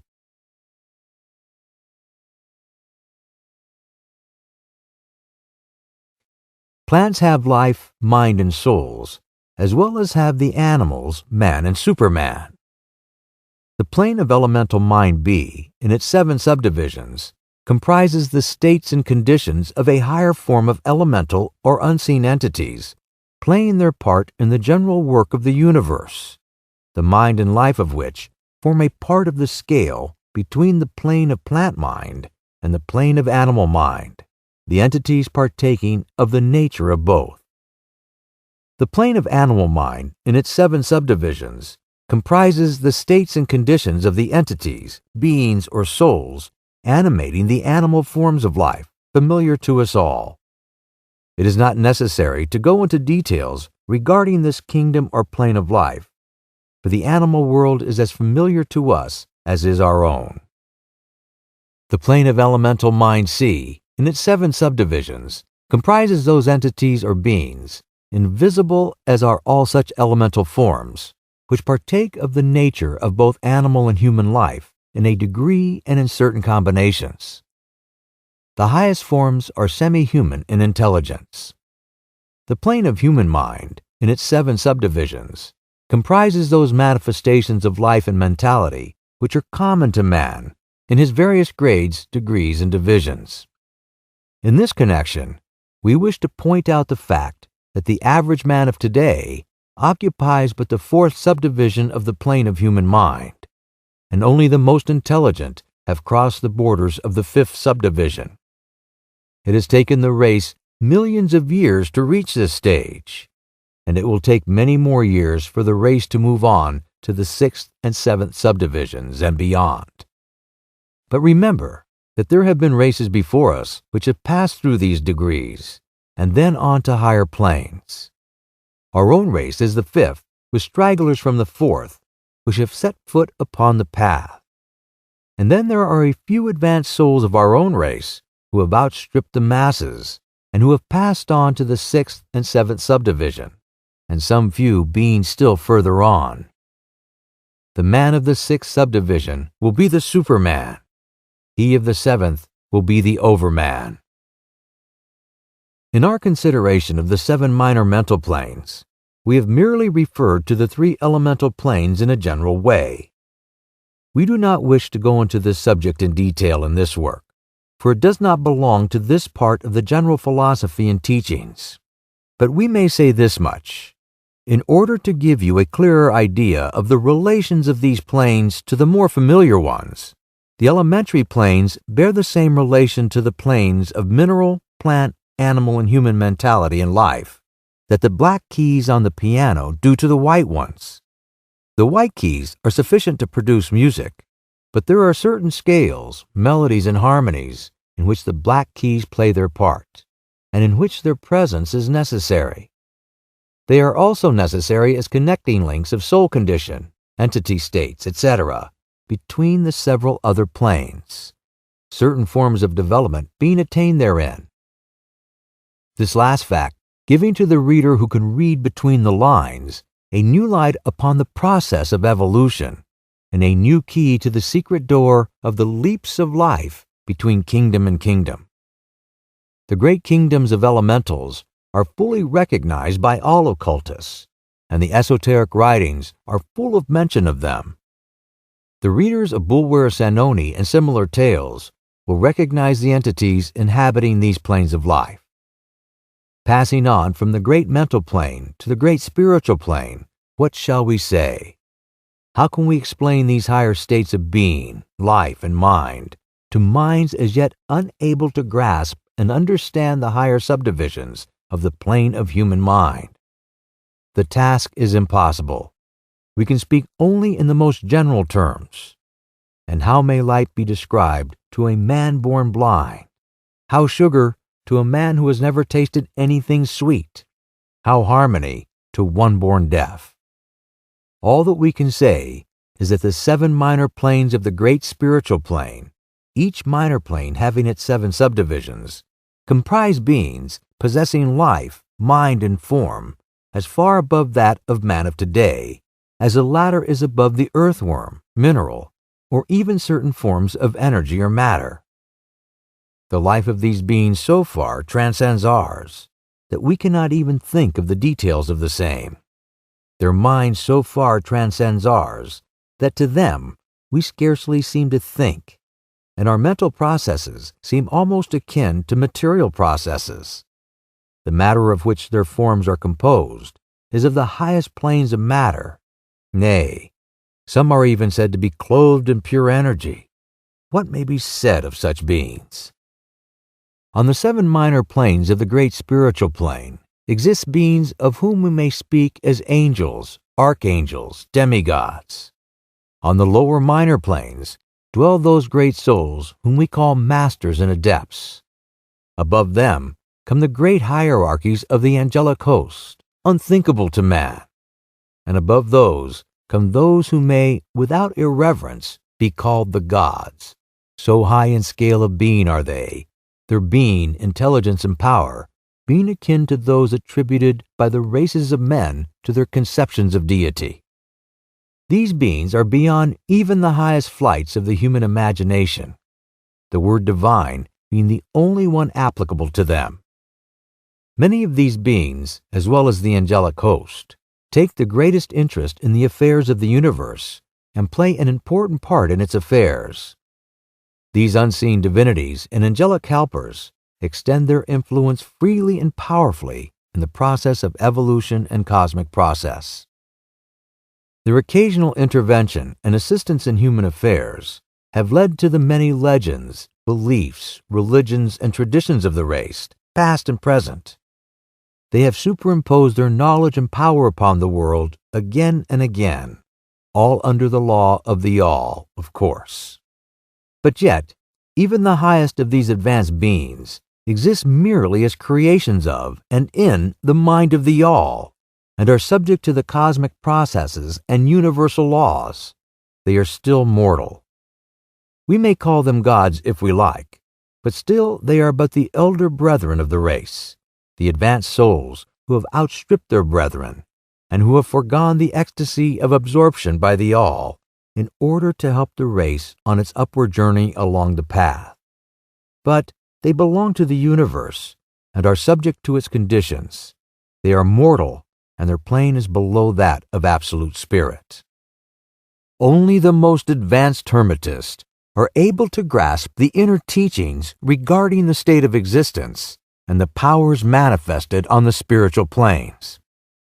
The phenomenon is so much higher than that of the mental planes that a confusion of ideas would surely result from an attempt to describe the same. Only those whose minds have been carefully trained along the lines of the Hermetic philosophy for years, yes, those who have brought with them from other incarnations the knowledge acquired previously, can comprehend just what is meant by the teaching regarding these spiritual planes. And much of these inner teachings is held by the Hermetist as being too sacred, important, and even dangerous for general public dissemination. The intelligent student may recognize what we mean by this when we state that the meaning of spirit, as used by the Hermetist, is akin to living power, animated force, inner essence, essence of life, etc., which meaning must not be confounded with that usually and commonly employed in connection with the term, that is, religious, ecclesiastical, spiritual, ethereal, holy, etc., etc. To occultists, the word spirit is used in the sense of the animating principle, carrying with it the idea of power, living energy, mystic force, etc. And occultists know that that which is known to them as spiritual power may be employed for evil as well as good ends in accordance with the principle of polarity, a fact which has been recognized by the majority of religions in their conceptions of Satan, Beelzebub, the devil, Lucifer, fallen angels, etc. And so, the knowledge regarding these planes has been kept in the Holy of Holies in all esoteric fraternities and occult orders, in the secret chamber of the temple. But this may be said here, that those who have attained high spiritual powers and have misused them have a terrible fate in store for them, and the swing of the pendulum of rhythm will inevitably swing them back to the furthest extreme of material existence, from which point they must retrace their steps spiritward along the weary rounds of the path, but always with the added torture of having always with them a lingering memory of the heights from which they fell, owing to their evil actions. The legends of the fallen angels have a basis in actual facts, as all advanced occultists know. The striving for selfish power on the spiritual planes inevitably results in the selfish soul losing its spiritual balance and falling back as far as it had previously risen. But even to such a soul, the opportunity of a return is given, and such souls make the return journey, paying the terrible penalty according to the invariable law. In conclusion, we would again remind you that according to the principle of correspondence, which embodies the truth, as above so below, as below so above, all of the 7 Hermetic principles are in full operation on all of the many planes, physical, mental, and spiritual. The principle of mental substance, of course, applies to all the planes, for all are held in the mind of the all. The principle of correspondence manifests in all, for there is a correspondence, harmony, and agreement between the several planes. The principle of vibration manifests on all planes. In fact, the very difference that go to make the planes arise from vibration, as we have explained. The principle of polarity manifests on each plane, the extremes of the poles being apparently opposite and contradictory. The principle of rhythm manifests on each plane, the movement of the phenomena having its ebb and flow, rise and flow, incoming and outgoing. The principle of cause and effect manifests on each plane, every effect having its cause, and every cause having its effect. The principle of gender manifests on each plane, the creative energy being always manifest and operating along the lines of its masculine and feminine aspects. As above, so below, as below, so above. This centuries-old Hermetic axiom embodies one of the great principles of universal phenomenon. As we proceed with our consideration of the remaining principles, we will see even more clearly the truth of the universal nature of this great principle of correspondence.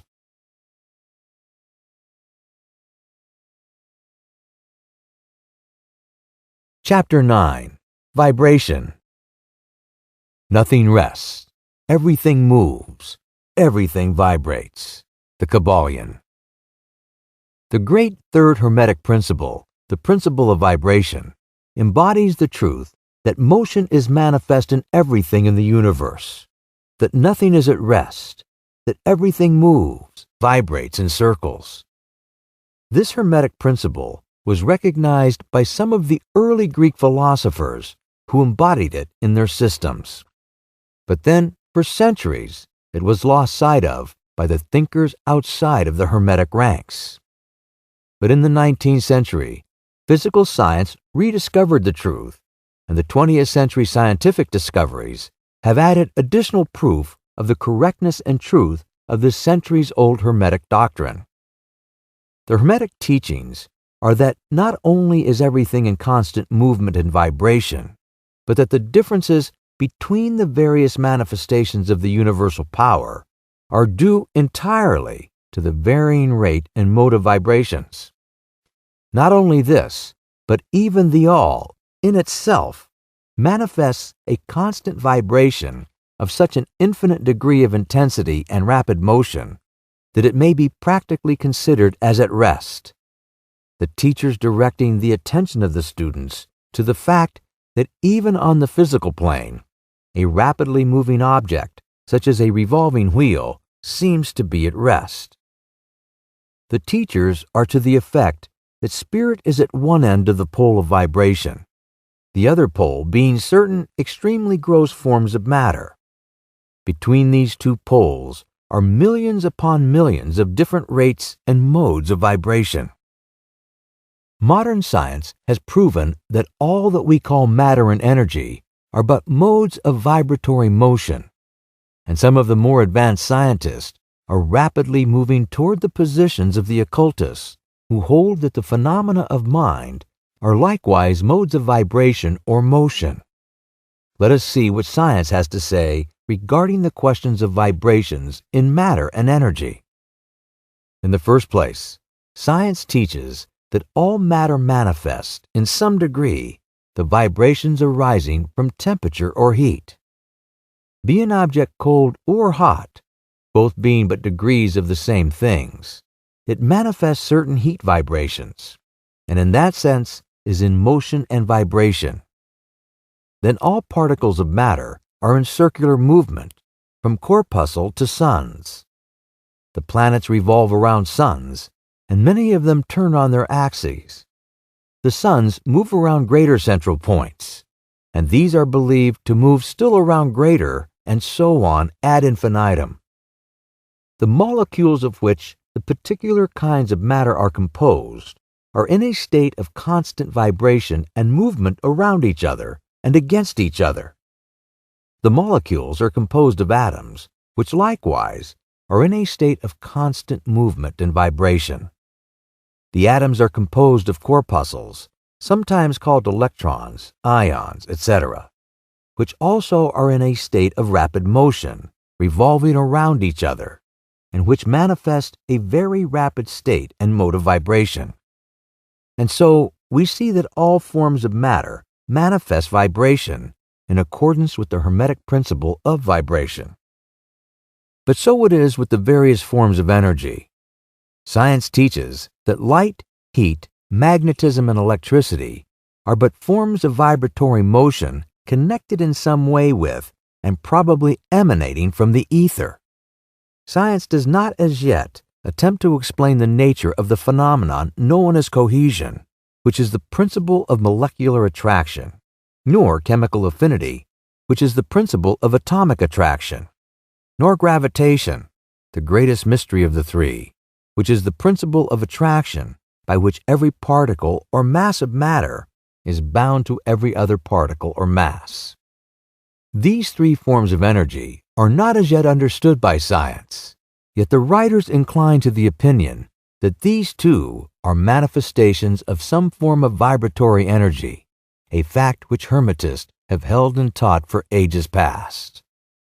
The universal ether, which is postulated by science, without its nature being understood clearly, is held by the Hermetists to be but a higher manifestation of that which is erroneously called matter, that is to say, matter at a higher degree of vibration, and is called by them the ethereal substance.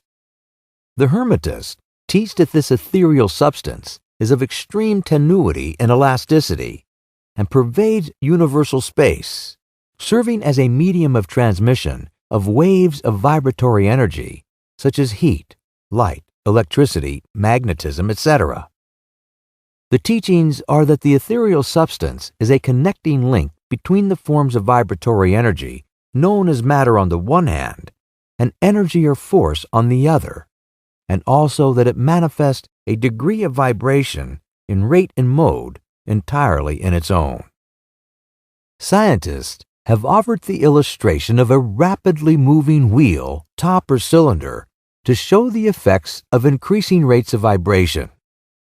The illustration supposes a wheel, top, or revolving cylinder running at a low rate of speed. We will call this revolving thing the object in following out the illustration. Let us suppose the object is moving slowly. It may be seen readily, but no sound of its movement reaches the ear. The speed is gradually increased. In a few moments, its movement becomes so rapid that a deep growl or low note may be heard. Then, as the rate is increased, the note rises 1 in the musical scale. Then, the motion being still further increased, the next highest note is distinguished. Then, one after another, all the notes of the musical scale appear, rising higher and higher as the motion is increased. Finally, when the motions have reached a certain rate, the final note perceptible to human ears is reached, and the shrill, piercing shriek dies away, and silence follows. No sound is heard from the revolving object, the rate of motion being so high that the human ear cannot register the vibrations. Then comes the perception of rising degrees of heat. Then, after quite a time, the eye catches a glimpse of the object becoming a dull, dark reddish color. As the rate increases, the red becomes brighter. Then, as the speed is increased, the red melts into an orange. Then the orange melts into a yellow. Then follow, successively, the shades of green, blue, indigo, and finally violet as the rate of speed increases. Then the violet shades away, and all color disappears, the human eye not being able to register them. But there are invisible rays emanating from the revolving object, the rays that are used in photographing and other subtle rays of light. Then begin to manifest the peculiar rays known as the X-rays, etc., as the constitution of the object changes. Electricity and magnetism are emitted when the appropriate rate of vibration is attained. When the object reaches a certain rate of vibration, its molecules disintegrate and resolve themselves into the original elements or atoms. Then the atoms, following the principle of vibration, are separated into the countless corpuscles of which they are composed. And finally, even the corpuscles disappear, and the object may be said to be composed of the ethereal substance. Science does not dare to follow the illustration further, but the Hermetists teach that if the vibrations be continually increased, the object would mount up to the successive states of manifestation and would in turn manifest the various mental stages, and then on spiritward until it would finally re-enter the All, which is absolute spirit. The object, however, would have ceased to be an object long before the stage of ethereal substance was reached. But otherwise, the illustration is correct inasmuch as it shows the effect of constantly increased rates and modes of vibration. It must be remembered in the above illustration that at the stages at which the object throws off vibrations of light, heat, etc., it is not actually resolved into those forms of energy, which are much higher in the scale, but simply that it reaches a degree of vibration in which those forms of energy are liberated, in a degree, from the confining influences of its molecules, atoms, and corpuscles, as the case may be.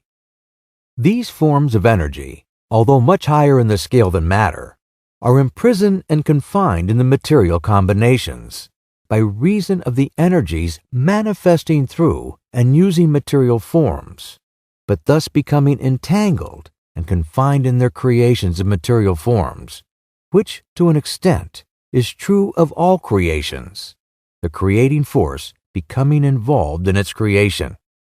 But the Hermetic teachings go much farther than do those of modern science. They teach that all manifestation of thought, emotion, reason, will or desire, or any mental state or condition, are accompanied by vibrations, a portion of which are thrown off and which tend to affect the minds of other persons by induction. This is the principle which produces the phenomena of telepathy, mental influence, and other forms of the action and power of mind over mind with which the general public is rapidly becoming acquainted, owing to the wide dissemination of occult knowledge by the various schools, cults, and teachers along these lines at this time. Every thought, emotion, or mental state has its corresponding rate and mode of vibration, and by an effort of the will of the person or of other persons, these mental states may be reproduced, just as a musical tone may be reproduced by causing an instrument to vibrate at a certain rate, just as color may be reproduced in the same way. By a knowledge of the principle of vibration as applied to mental phenomenon, one may polarize his mind at any degree he wishes, thus gaining a perfect control over his mental states, moods, etc. In the same way, he may affect the minds of others, producing the desired mental states in them. In short, he may be able to produce on the mental plane that which science produces on the physical plane, namely, vibrations at will. This power, of course, may be acquired only by the proper instruction, exercises, practice, etc., the science being that of mental transmutation, one of the branches of the Hermetic art. A little reflection on what we have said will show the student that the principle of vibration underlies the wonderful phenomena of the power manifested by the masters and adepts, who are able to apparently set aside the laws of nature, but who in reality are simply using one law against another, one principle against others, and who accomplish the results by changing the vibrations of material objects or forms of energy, and thus perform what are commonly called miracles. As one of the old Hermetic writers has truly said, he who understands the principle of vibration has grasped the scepter of power.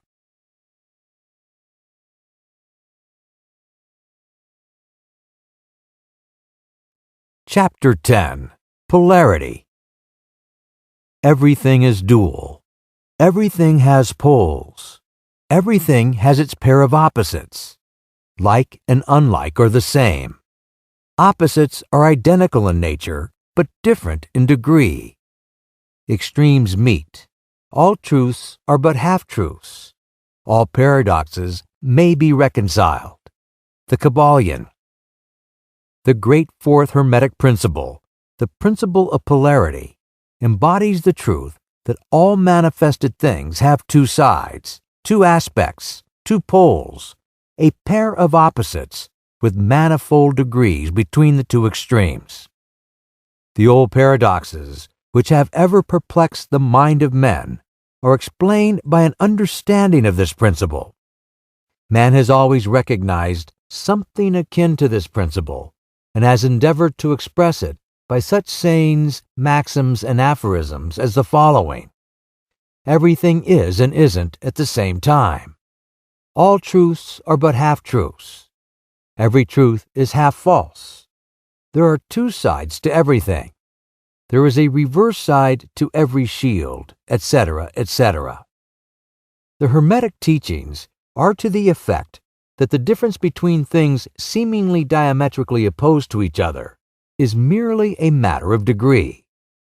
It teaches that the pairs of opposites may be reconciled, and that thesis and antithesis are identical in nature, but different in degree, and that the universal reconciliation of opposites is effected by a recognition of this principle of polarity.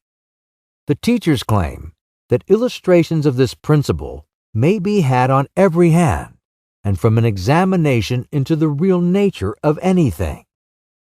They begin by showing that spirit and matter are but the two poles of the same thing, the intermediate planes being merely degrees of vibration. They show that the all and the many are the same, the difference being merely a matter of degree of mental manifestation. Thus the law and laws are the two opposite poles of one thing. Likewise, principle and principles, infinite mind and finite minds. Then passing on to the physical plane, They illustrate the principle by showing that heat and cold are identical in nature, the differences being merely a matter of degrees. The thermometer shows many degrees of temperature, the lowest pole being called cold and the highest heat. Between these two poles are many degrees of heat or cold. Call them either, and you are equally correct. The higher of 2 degrees is always warmer, while the lower is always colder. There is no absolute standard. All is a matter of degree. There is no place on the thermometer where heat ceases and cold begins. It is all a matter of higher or lower vibrations. The very term high and low, which we are compelled to use, are but poles of the same thing. The terms are relative. So with east and west. Travel around the world in an eastward direction, and you reach a point which is called west at your starting point, and you return from that westward point. Travel far enough north, and you will find yourself traveling south or vice versa. Light and darkness are poles of the same thing, with many degrees between them. The musical scale is the same. Starting with C, you move upward until you reach another C, and so on. The differences between the two ends of the board being the same, with many degrees between the two extremes. The scale of color is the same higher and lower vibrations, being the only difference between high violet and low red. Large and small are relative. So are noise and quiet. Hard and soft follow the rule. Likewise, sharp and dull. Positive and negative are two poles of the same thing, with countless degrees between them. Good and bad are not absolute. We call one end of the scale good and the other bad, or one end good and the other evil, according to the use of the terms. A thing is less good than the thing higher in the scale, but that less good thing, in turn, is more good than the thing next below it, and so on. The more or less being regulated by the position on the scale. And so it is on the mental plane. Love and hate are generally regarded as being things diametrically opposed to each other, entirely different, irreconcilable. But we apply the principle of polarity. We find that there is no such thing as absolute love or absolute hate, as distinguished from each other. The two are merely terms applied to the two poles of the same thing.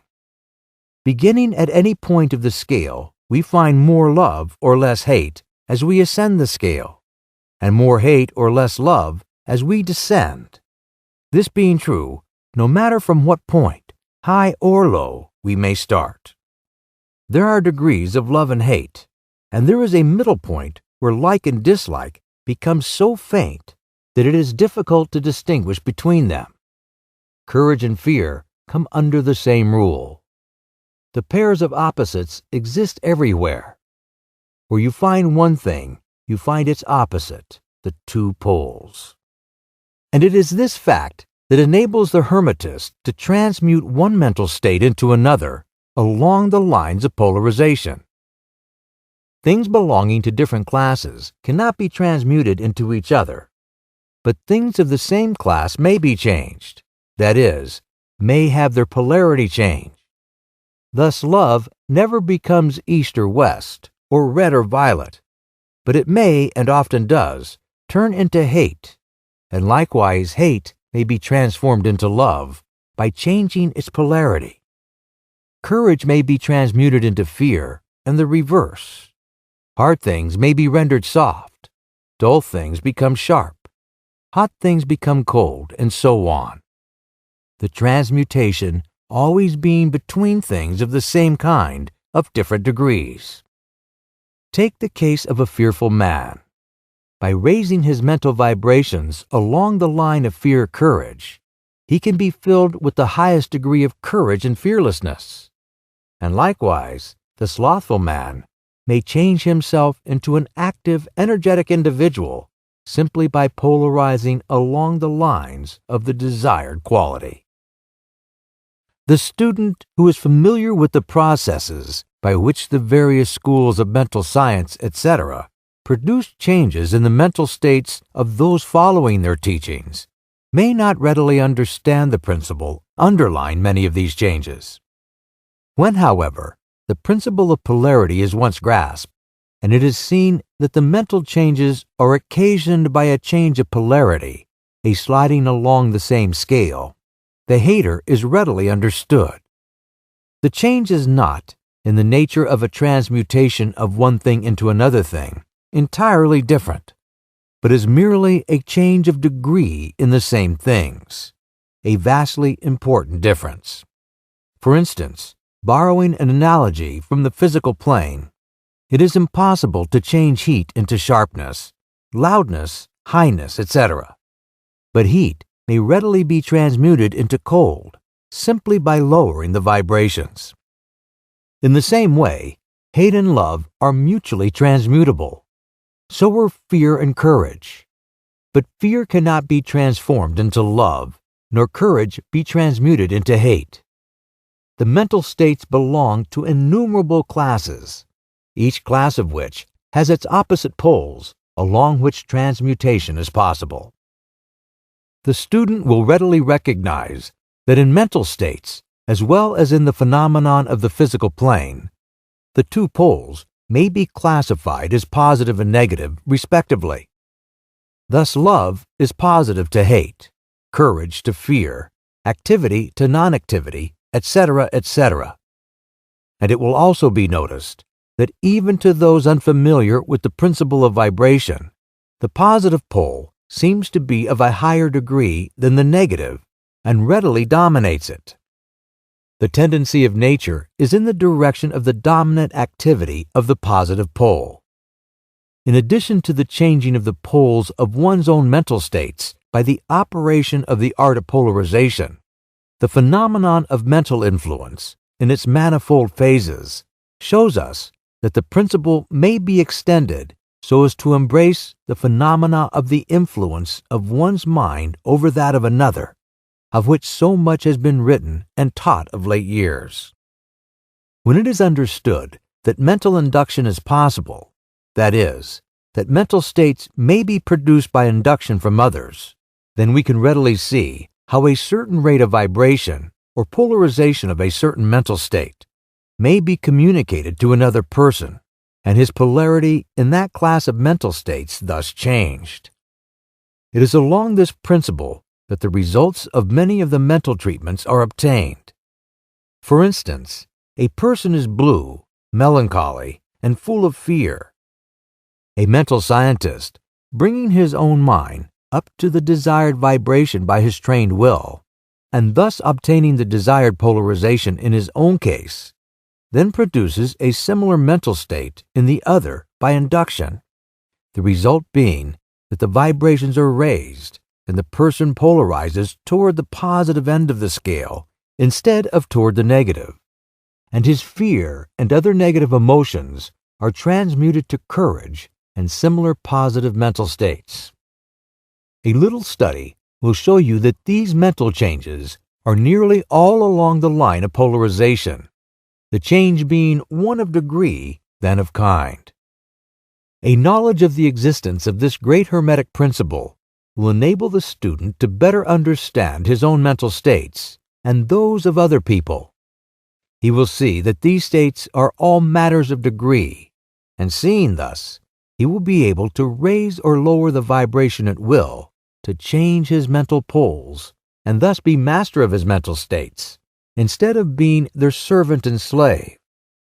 And by his knowledge, he will be able to aid his fellows intelligently, and by the appropriate methods change their polarity when the same is desirable. We advise all students to familiarize themselves with this principle of polarity, for a correct understanding of the same will throw light on many difficult subjects.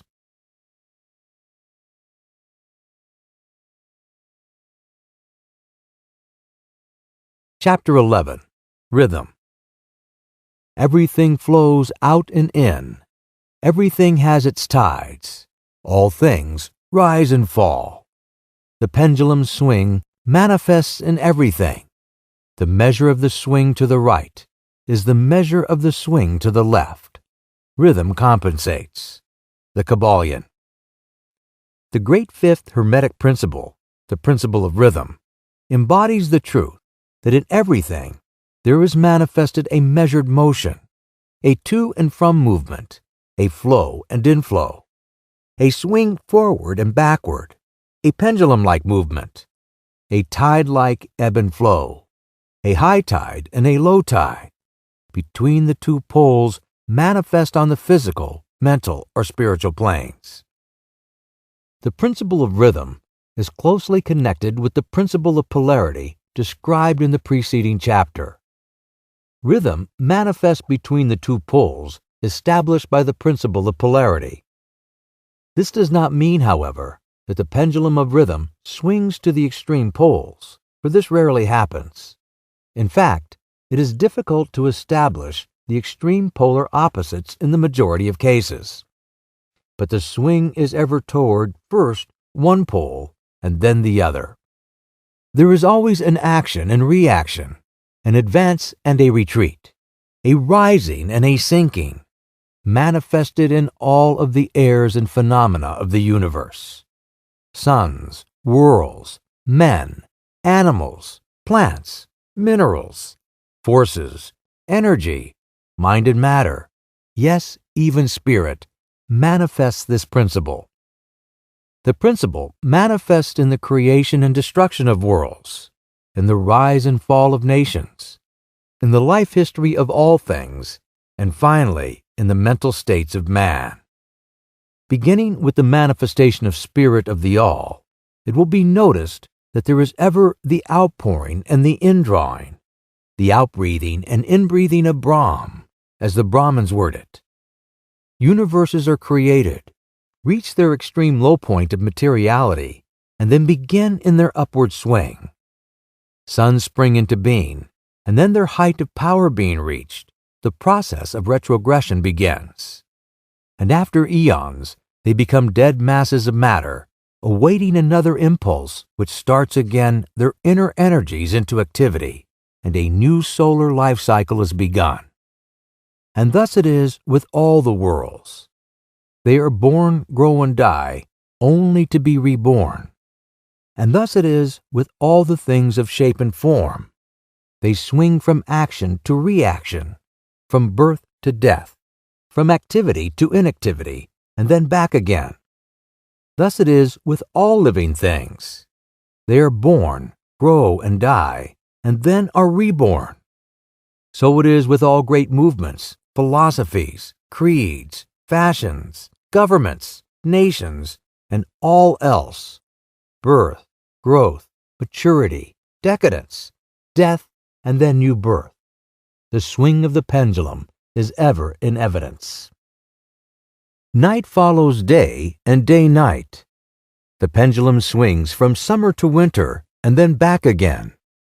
The corpuscles, atoms, molecules, and all masses of matter swing around the circle of their nature. There is no such thing as absolute rest or cessation from movement, and all movement partakes of rhythm. The principle is of universal application. It may be applied to any question or phenomenon of any of the many planes of life. It may be applied to all phases of human activity. There is always the rhythmic swing from one pole to the other. The universal pendulum is ever in motion. The tides of life flow in and out according to law. The principle of rhythm is well understood by modern science and is considered a universal law as applied to material things. But the Hermetists carry the principle much further and know that its manifestations and influence extend to the mental activities of man, and that it accounts for the bewildering succession of moods, feelings, and other annoying and perplexing changes that we notice in ourselves. But the Hermetists, by studying the operations of this principle, have learned to escape some of its activities by transmutation.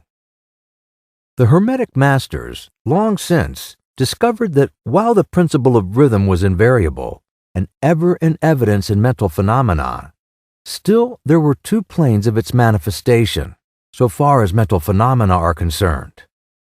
They discovered that there were two general planes of consciousness, the lower and the higher, the understanding of which fact enabled them to rise to the higher plane and thus escape the swing of the rhythmic pendulum which manifested on the lower plane.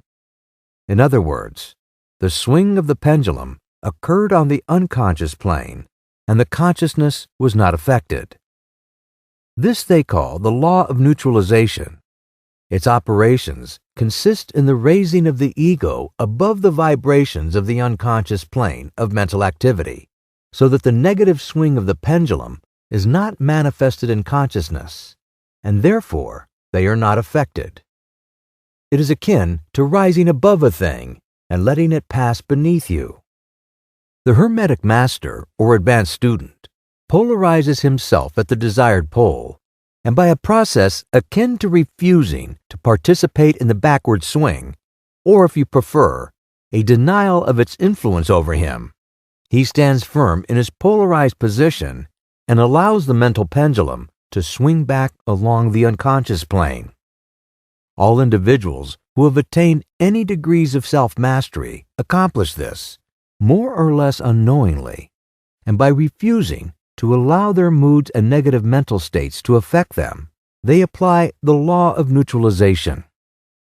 The master, however, carries this to a much higher degree of proficiency, and by the use of his will, he attains a degree of poise and mental firmness almost impossible of belief on the part of those who allow themselves to be swung backward and forward by the mental pendulum of moods and feelings. The importance of this will be appreciated by any thinking person who realizes what creatures of moods, feelings, and emotions the majority of people are, and how little mastery of themselves they manifest. If you will stop and consider a moment, you will realize how these swings of rhythm have affected you in your life, how a period of enthusiasm has been invariably followed by an opposite feeling and mood of depression. Likewise, your moods and periods of courage have been succeeded by equal moods of fear. And so it has ever been with the majority of persons. Tides of feeling have ever risen and fallen with them, but they have never suspected the cause or reason of the mental phenomenon. An understanding of the workings of this principle will give one the key to the mastery of these rhythmic swings of feeling, and will enable him to know himself better and to avoid being carried away by these inflows and outflows. The will is superior to the conscious manifestation of this principle. Although the principle suffers but little mentally and enjoys but little, he is compensated. On the other hand, there are other animals who enjoy keenly, but whose nervous organism and temperament cause them to suffer exquisite degrees of pain, and so it is with man. There are temperaments of which permit of but low degrees of enjoyment and equally low degrees of suffering, while there are others which permit the most intense enjoyment, but also the most intense suffering. The rule is that the capacity for pain and pleasure in each individual are balanced. The law of compensation is in full operation here. But the Hermetists go still further in this matter. They teach that before one is able to enjoy a certain degree of pleasure, he must have swung so far proportionately toward the other pole of feeling. They hold, however, that the negative is precedent to the positive in this matter. That is to say, that in experiencing a certain degree of pleasure, it does not follow that he will have to pay up for it with a corresponding degree of pain.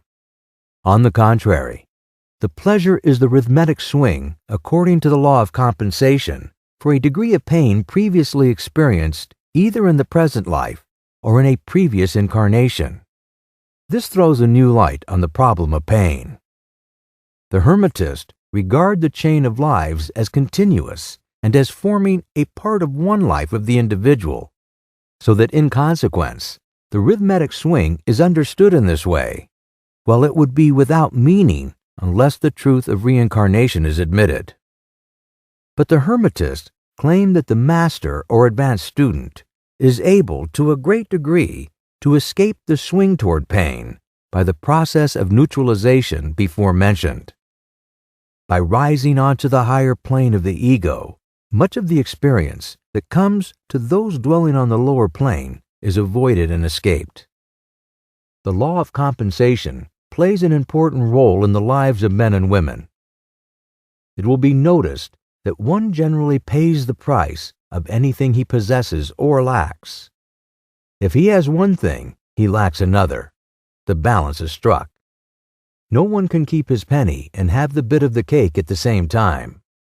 Everything has its pleasant and unpleasant sides. The things that one gains are always paid for by the things that one loses. The rich possess much that the poor lack, while the poor often possess things that are beyond the reach of the rich. The millionaire may have the inclination toward feasting and the wealth wherewith to secure all the dainties and luxuries of the table, while he lacks the appetite to enjoy the same. He envies the appetite and digestion of the laborer, who lacks the wealth and inclinations of the millionaire, and who gets more pleasure from his plain food than the millionaire could obtain even if his appetite were not jaded, nor his digestion ruined, for the wants, habits, and inclinations differ. And so it is through life. The law of compensation is ever in operation, striving to balance and counterbalance, and always succeeding in time, even though several lives may be required for the return swing of the pendulum of rhythm.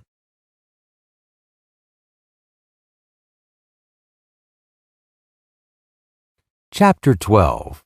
Causation. Every cause has its effect. Every effect has its cause. Everything happens according to law. Chance is but a name for law not recognized. There are many planes of causation, but nothing escapes the law. The Kybalion.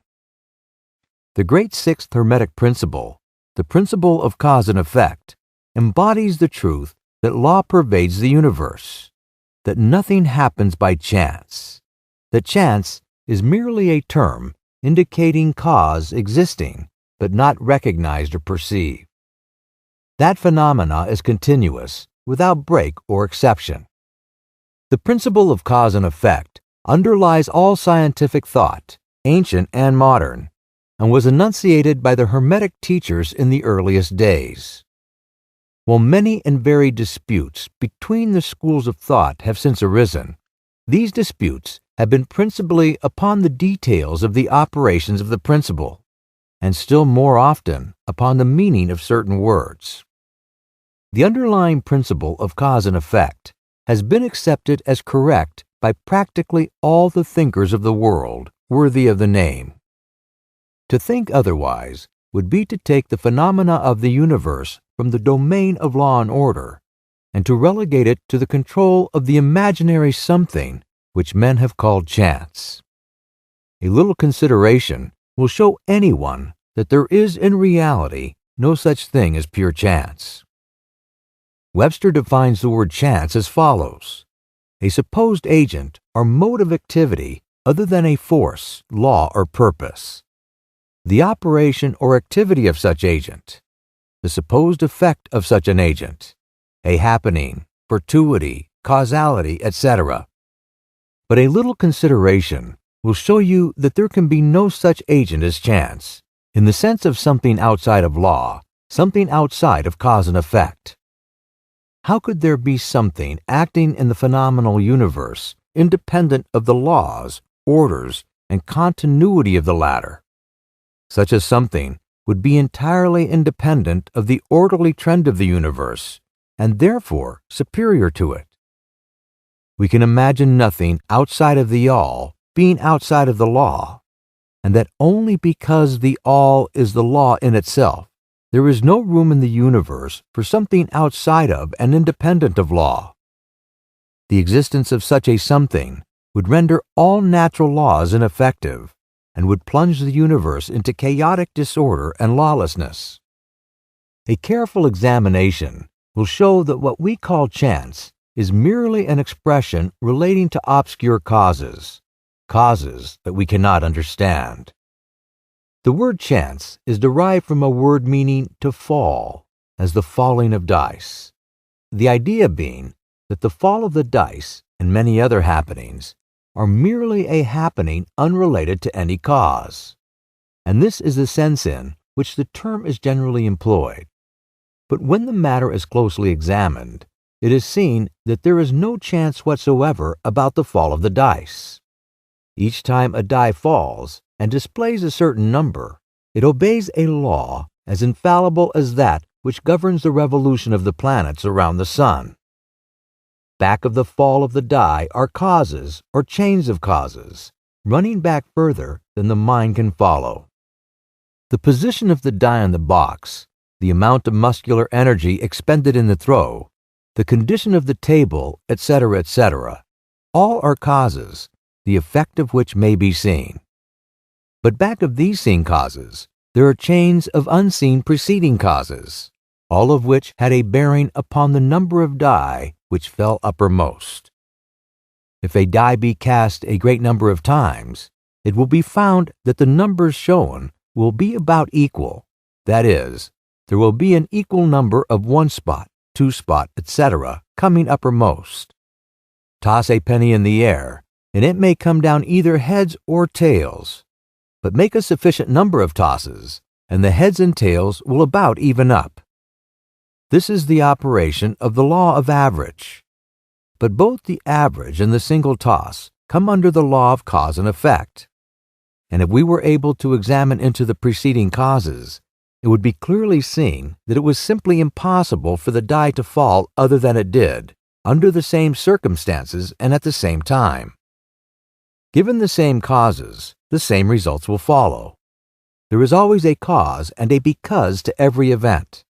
Nothing ever happens without a cause, or rather, a chain of causes. Some confusion has arisen in the minds of persons considering this principle, from the fact that they were unable to explain how one thing could cause another thing, that is, be the creator of the second thing. As a matter of fact, no thing ever causes or creates another thing. Cause and effect deals merely with events. An event is that which comes, arrives, or happens as a result or consequent of some preceding event. No event creates another event, but is merely a preceding link in the great orderly chain of events following from the creative energy of the All. There is a continuity between all events, precedent, consequent, and subsequent. There is a relationship existing between everything that has gone before and everything that follows. A stone is dislodged from a mountainside and crashes through a roof of a cottage in the valley below. At first sight, we regard this as chance effect, but when we examine the matter, we find a great chain of causes behind it. In the first place, there was the rain, which softened the earth supporting the stone and which allowed it to fall. Then back of that was the influence of the sun, other rains, etc., which gradually disintegrated the piece of rock from a larger piece. Then there were the causes which led to the formation of the mountain and its upheaval by convulsions of nature, and so on ad infinitum. Then we might follow up the causes behind the rain, etc. Then we might consider the existence of the roof. In short, we would soon find ourselves involved in a mesh of cause and effect, from which we would soon strive to extricate ourselves. Just as a man has 2 parents, and 4 grandparents, and 8 great-grandparents, and 16 great-great-grandparents, and so on, until when, say, 40 generations are calculated, the numbers of ancestors run into many millions.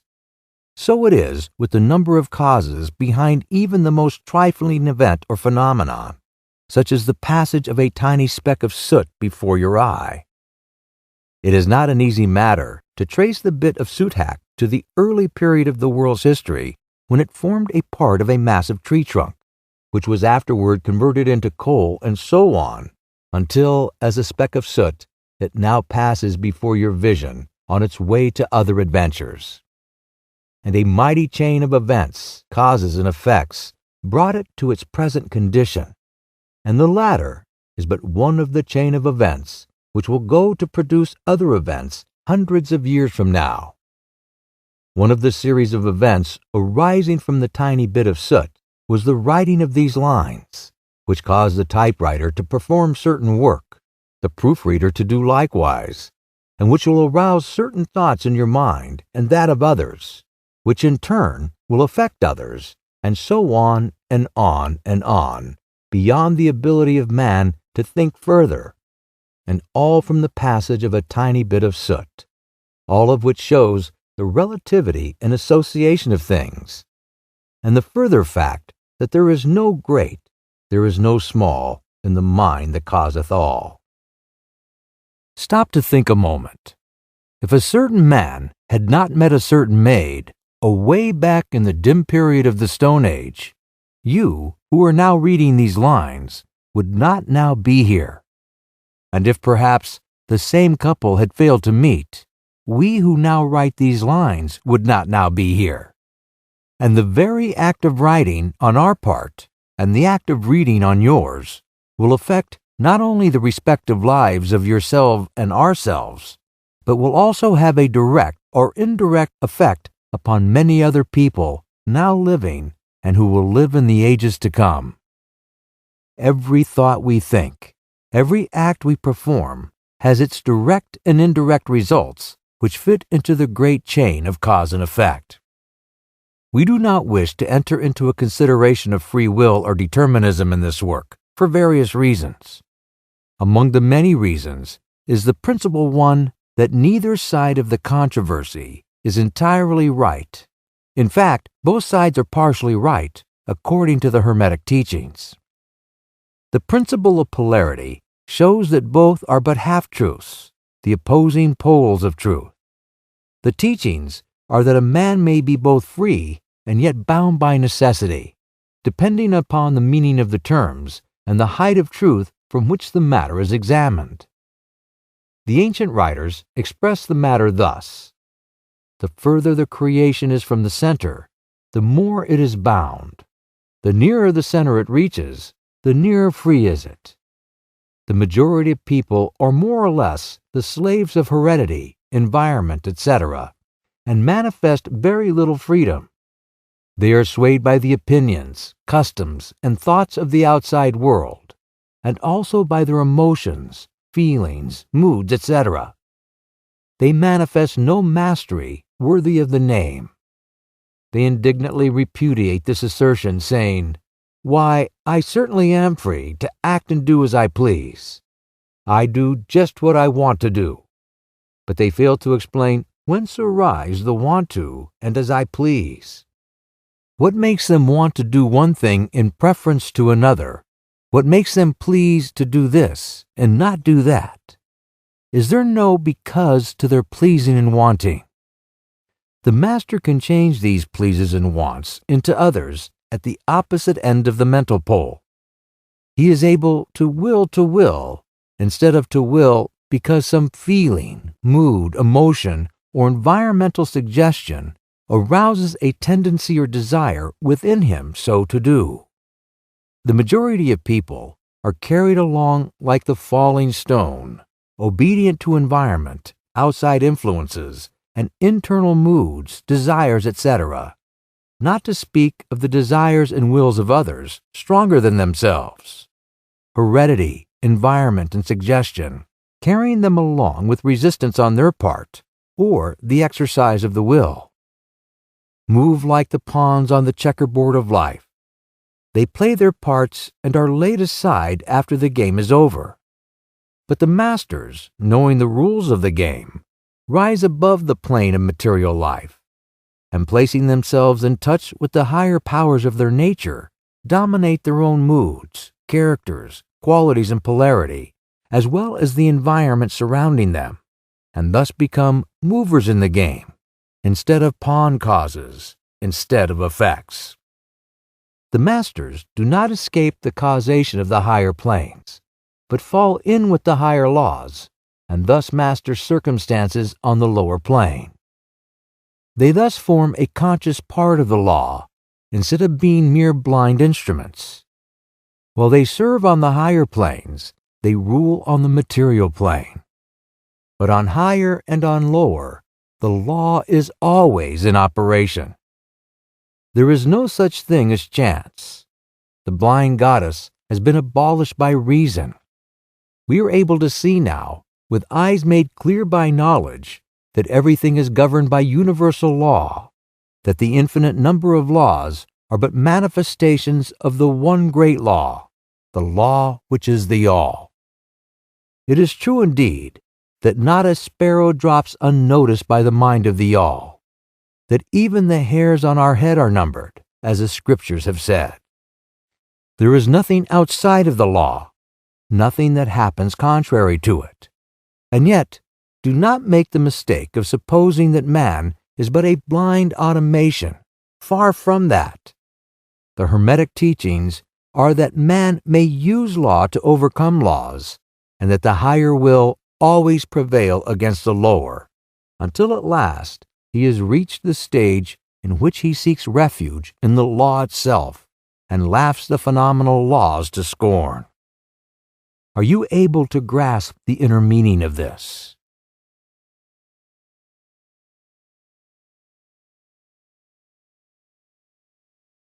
Chapter 13. Gender. Gender is in everything. Everything has its masculine and feminine principles. Gender manifest on all planes. The Kybalion.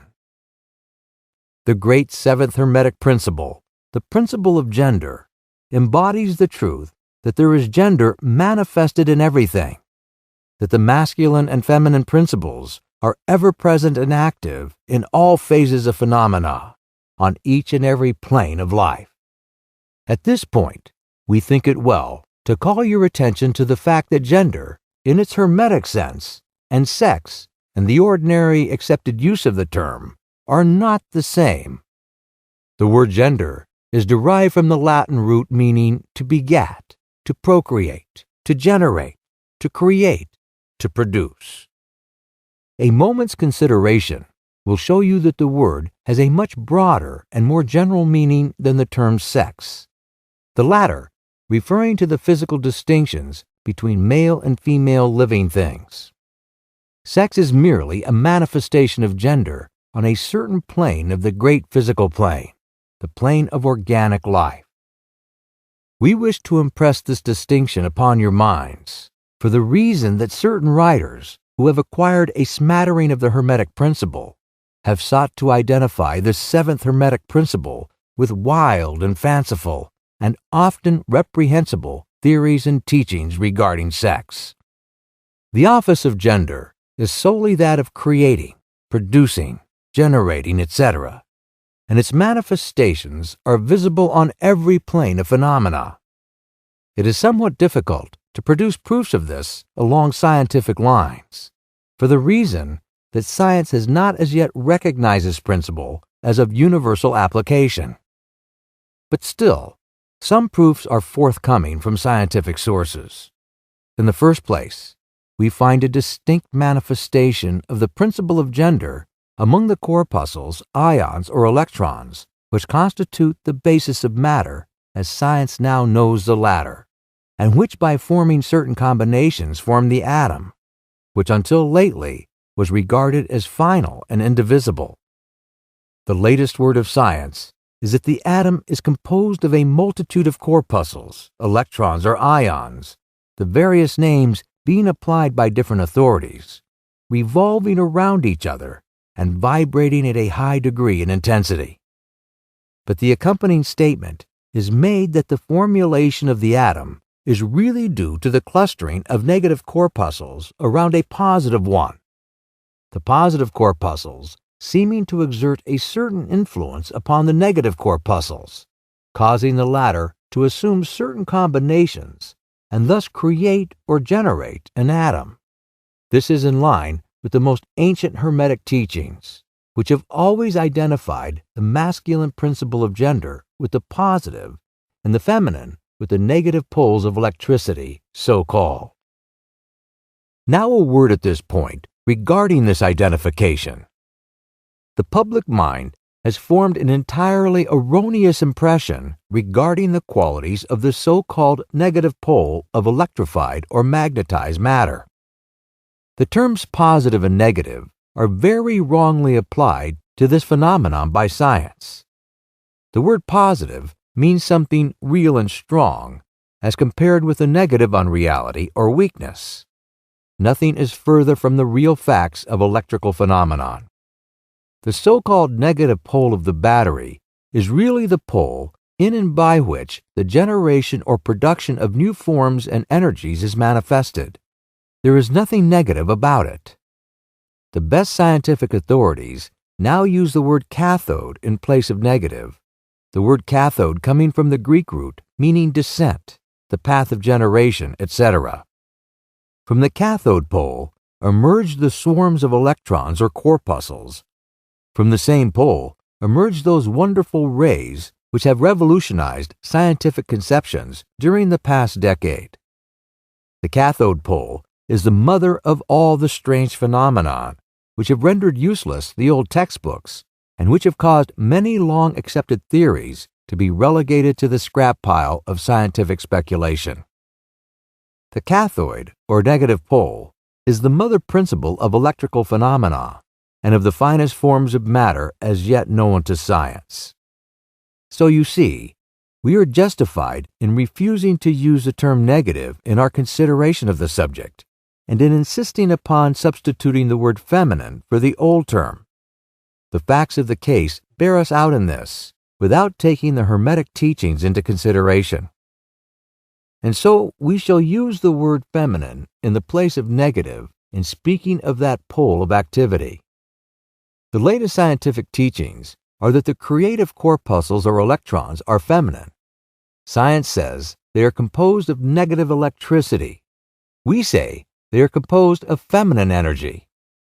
A feminine corpuscle becomes detached from, or rather leaves, a masculine corpuscle and starts on a new career. It actively seeks a union with a masculine corpuscle, being urged thereto by the natural impulse to create new forms of matter or energy. One writer goes so far as to use the term it at once seeks of its own volition a union, etc. This detachment and uniting form the basis of the greater part of the activities of the chemical world. When the feminine corpuscle unites with a masculine corpuscle, a certain process is begun. The feminine particles vibrate rapidly under the influence of the masculine energy and circle rapidly around the latter. The result is the birth of a new atom. This new atom is really composed of a union of the masculine and feminine electrons or corpuscles, but when the union is formed, the atom is a separate thing, having certain properties, but no longer manifesting the property of free electricity. The process of detachment or separation of the feminine electrons is called ionization. These electrons or corpuscles are the most active workers in nature's field. Arising from their unions or combinations manifest the varied phenomena of light, heat, electricity, magnetism, attraction, repulsion, chemical affinity, and the reverse, and similar phenomena. And all this arises from the operation of the principle of gender on the plane of energy. The part of the masculine principle seems to be that of directing a certain inherent energy towards the feminine principle, and thus starting into activity the creative process. But the feminine principle is the one always doing the active creative work, and this is so on all planes. And yet, each principle is incapable of operative energy without the assistance of the other. In some of the forms of life, the two principles are combined in one organism. For that matter, everything in the organic world manifests both genders. There is always the masculine present in the feminine form, and the feminine form present in the masculine. The Hermetic teachings include much regarding the operation of the two principles of gender in the production and manifestation of various forms of energy, etc. But we do not deem it expedient to go into detail regarding the same at this point, because we are unable to back up the same with scientific proof, for the reason that science has not yet progressed thus far. But the example we have given you of the phenomenon of the electrons or corpuscles will show you that science is on the right path and will also give you a general idea of the underlying principles. Some leading scientific investigators have announced their belief that in the formation of crystals, there was to be found something that corresponds to sex activity, which is another straw showing the direction the scientific winds are blowing. And each year will bring other facts to corroborate the correctness of the Hermetic principle of gender. It will be found that gender is in constant operation and manifestation in the field of inorganic matter and in the field of energy or force. Electricity is now generally regarded as a something into which all other forms of energy seem to melt or dissolve. The electrical theory of the universe is the latest scientific doctrine and is growing rapidly in popularity and general acceptance. And it thus follows that if we are able to discover in the phenomena of electricity, even at the very root and source of its manifestations, a clear and unmistakable evidence of the presence of gender and its activities, we are justified in asking you to believe that science at last has offered proofs of the existence in all universal phenomena of that great Hermetic principle, the principle of gender. It is not necessary to take up your time with the well-known phenomena of the attraction and repulsion of the atoms, chemical affinity, the love and hates of the atomic principles, the attraction or cohesion between the molecules of matter. These facts are too well known to need extended comment from us. But have you ever considered that all of these things are manifestations of the gender principle? Can you not see that the phenomena is on all fours with that of the corpuscles or electrons? And more than this, can you not see the reasonableness of the Hermetic teachings which assert that the very law of gravitation, that strange attraction by reason of which all particles and bodies of matter in the universe tend toward each other, is but another manifestation of the principle of gender, which operates in the direction of attracting the masculine to the feminine energies, and vice versa? We cannot offer you scientific proof of this at this time, but examine the phenomena in the light of the Hermetic teachings on the subject, and see if you have not a better working hypothesis than any offered by physical science. Submit all physical phenomena to the test, and you will discern the principle of gender ever in evidence. Let us now pass on to a consideration of the operation of the principle on the mental plane. Many interesting features are there awaiting examination.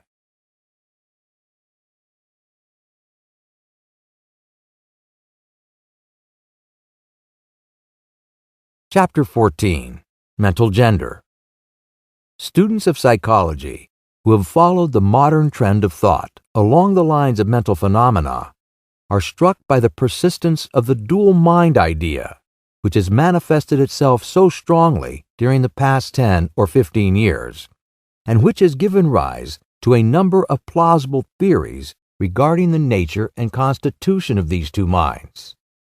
The late Thomson J. Hudson attained great popularity in 1893 by advancing his well-known theory of the objective and subjective minds, which he held existed in every individual. Other writers have attracted almost equal attention by the theories regarding the conscious and subconscious minds, the voluntary and involuntary minds, the active and passive minds, etc., etc. The theories of the various writers differ from each other, but there remains the underlying principle of the duality of mind. The student of Hermetic philosophy is tempted to smile when he reads and hears of these many new theories regarding the duality of mind, each school adhering tenaciously to its own pet theories, and each claiming to have discovered the truth. The student turns back the pages of occult history, and away back in the dim beginnings of occult teachings, he finds references to the ancient Hermetic doctrine of the principle of gender on the mental plane, the manifestation of mental gender. and examining further, he finds that the ancient philosophy took cognizance of the phenomenon of the dual mind and accounted for it by the theory of mental gender. This idea of mental gender may be explained in a few words to students who are familiar with the modern theories just alluded to. The masculine principle of mind corresponds to the so-called objective mind, conscious mind, voluntary mind, active mind, etc. And the feminine principle of mind corresponds to the so-called subjective mind, subconscious mind, involuntary mind, passive mind, etc.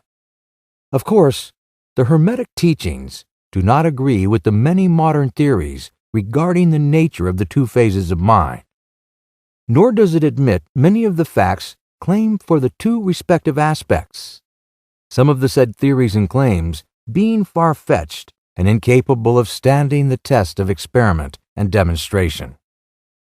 We point to the phase of agreement merely for the purpose of helping the student to assimilate his previously acquired knowledge with the teachings of the Hermetic philosophy. Students of Hudson will notice the statement at the beginning of his second chapter of the Law of Psychic Phenomena that the mystic jargon of the Hermetic philosophers discloses the same general idea, that is, the duality of mind. If Dr. Hudson had taken the time and trouble to decipher a little of the mystic jargon of the Hermetic philosophy, he might have received much light upon the subject of the dual mind, but then perhaps his most interesting work might not have been written. Let us now consider the Hermetic teachings regarding mental gender. The Hermetic teachers impart their instruction regarding this subject by bidding their students examine the report of their consciousness regarding their self. The students are bidden to turn their attention inward upon the self dwelling within each. Each student is led to see that his consciousness gives him first a report of the existence of his self. The report is, I am. This at first seems to be the final words from the consciousness, but a little further examination discloses the fact that this I am may be separated or split into two distinct parts or aspects, which, while working in unison and in conjunction, yet, nevertheless, may be separated in consciousness. Well, at first, there seems to be only an I existing. A more careful and closer examination reveals the fact that there exists an I and a me. These mental twins differ in their characteristics and nature, and an examination of their nature and the phenomenon arising from the same will throw much light upon many of the problems of mental influence. Let us begin with the consideration of the me, which is usually mistaken for the I by the student, unless he presses the inquiry a little farther back into the recesses of consciousness. A man thinks of his self in its aspect of me as being composed of certain feelings, tastes, likes, dislikes, habits, peculiar ties, characteristics, etc., all of which go to make up his personality or the self known to himself and others. He knows that these emotions and feelings change, are born and die away, are subject to the principle of rhythm and the principle of polarity, which take from him one extreme of feeling to another. He also thinks of the me as being certain knowledge gathered together in his mind and thus forming a part of himself. This is the me of a man, but we have proceeded too hastily.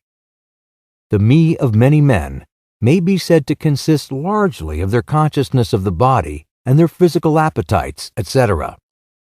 Their consciousness being largely bound up with their bodily nature, they practically live there.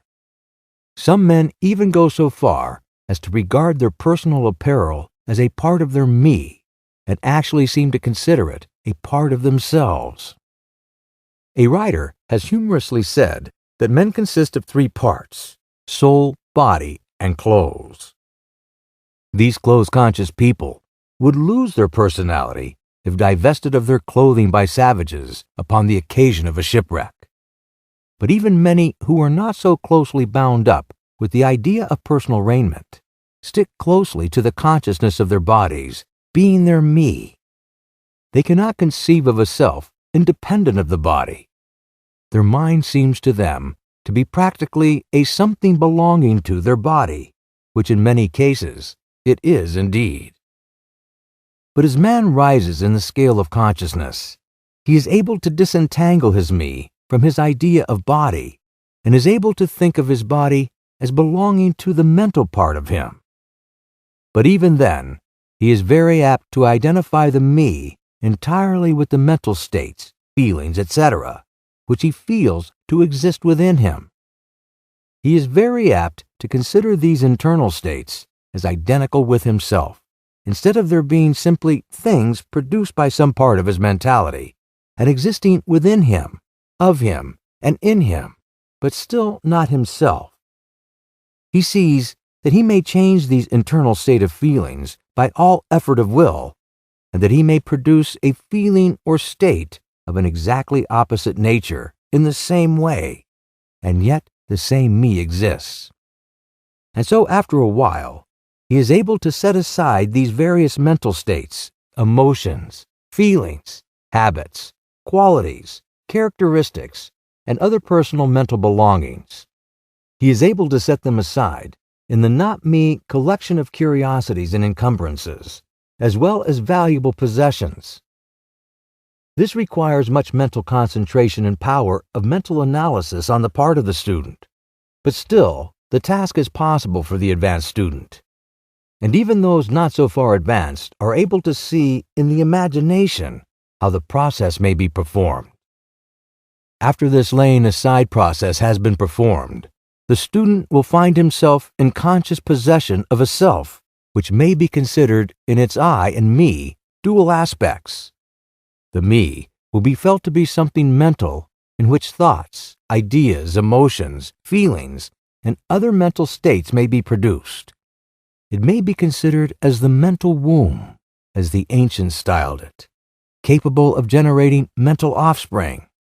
It reports to the consciousness as a me with latent powers of creation and generation, of mental progeny of all sorts and kinds.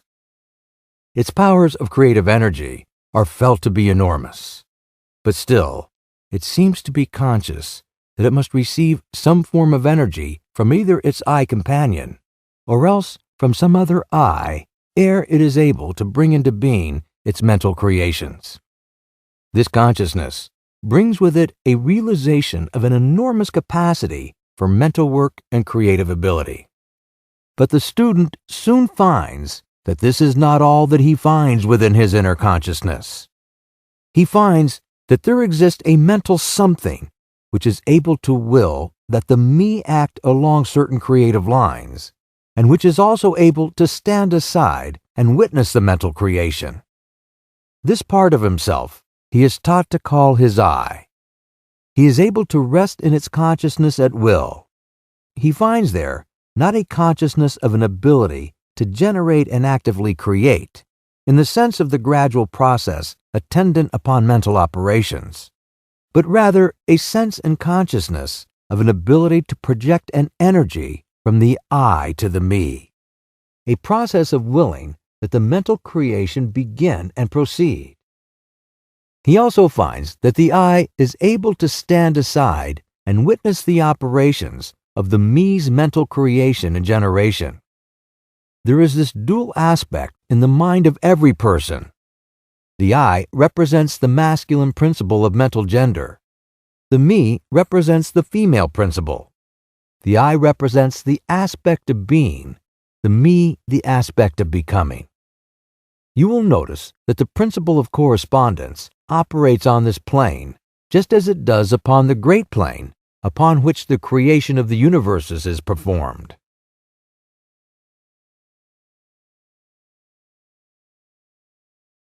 The two are similar in kind, although vastly different in degree.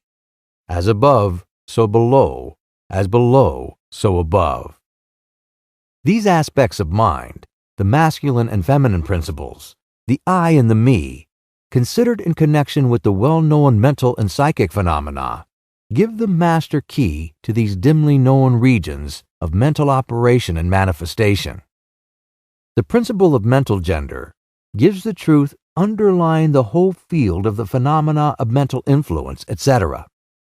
The tendency of the feminine principle is always in the direction of receiving impressions, while the tendency of the masculine principle is always in the direction of giving, out, or expressing. The feminine principle has a much more varied field of operation than the masculine principle. The feminine principle conducts the work of generating new thoughts, concepts, ideas, including the work of imagination.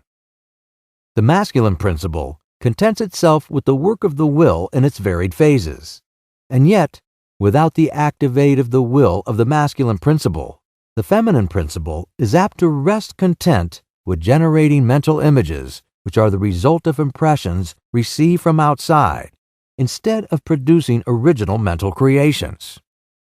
Persons who can give continued attention and thought to a subject actively employ both of the mental principles, the feminine in the work of mental generation, and the masculine will in stimulating and energizing the creative portion of the mind.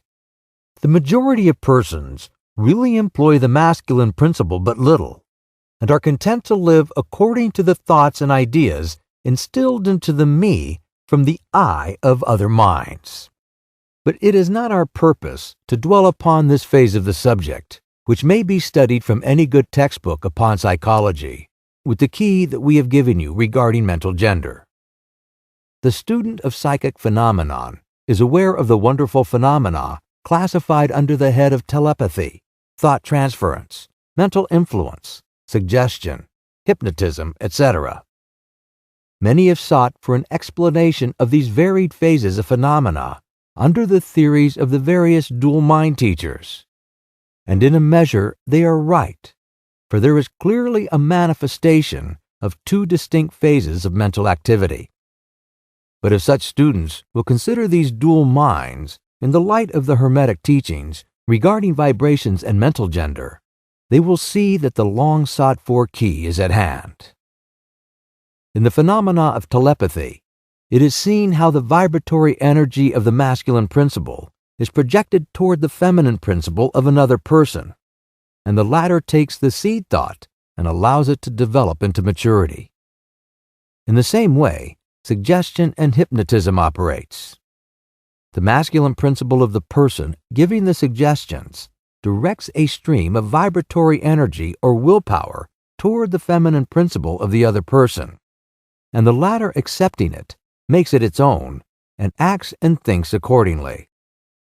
An idea thus lodged in the mind of another person grows and develops, and in time is regarded as the rightful mental offspring of the individual, whereas it is in reality like the cuckoo egg placed in the sparrow's nest, where it destroys the rightful offspring and makes itself at home. The normal method is for the masculine and feminine principles in a person's mind to coordinate and act harmoniously in conjunction with each other. But unfortunately, the masculine principle in the average person is too lazy to act. The display of willpower is too slight, and the consequence is that such persons are ruled almost entirely by the minds and wills of other persons, whom they allow to do their thinking and willing for them. How few original thoughts or original actions are performed by the average person.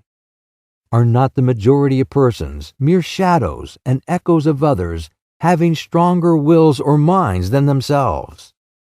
The trouble is that the average person dwells almost altogether in his me consciousness and does not realize that he has such a thing as an I. He is polarized in his feminine principle of mind, and the masculine principle, in which is lodged the will, is allowed to remain inactive and not employed. The strong men and women of the world invariably manifest the masculine principle of will, and their strength depends materially upon this fact. Instead of living upon the impressions made upon their minds by others, they dominate their own minds by their will, obtaining the kind of mental images desired, and moreover, dominate the minds of others likewise in the same manner. Look at the strong people, how they manage to implant their seed thoughts in the minds of the masses of people, thus causing the latter to think thoughts in accordance with the desires and wills of the strong individuals.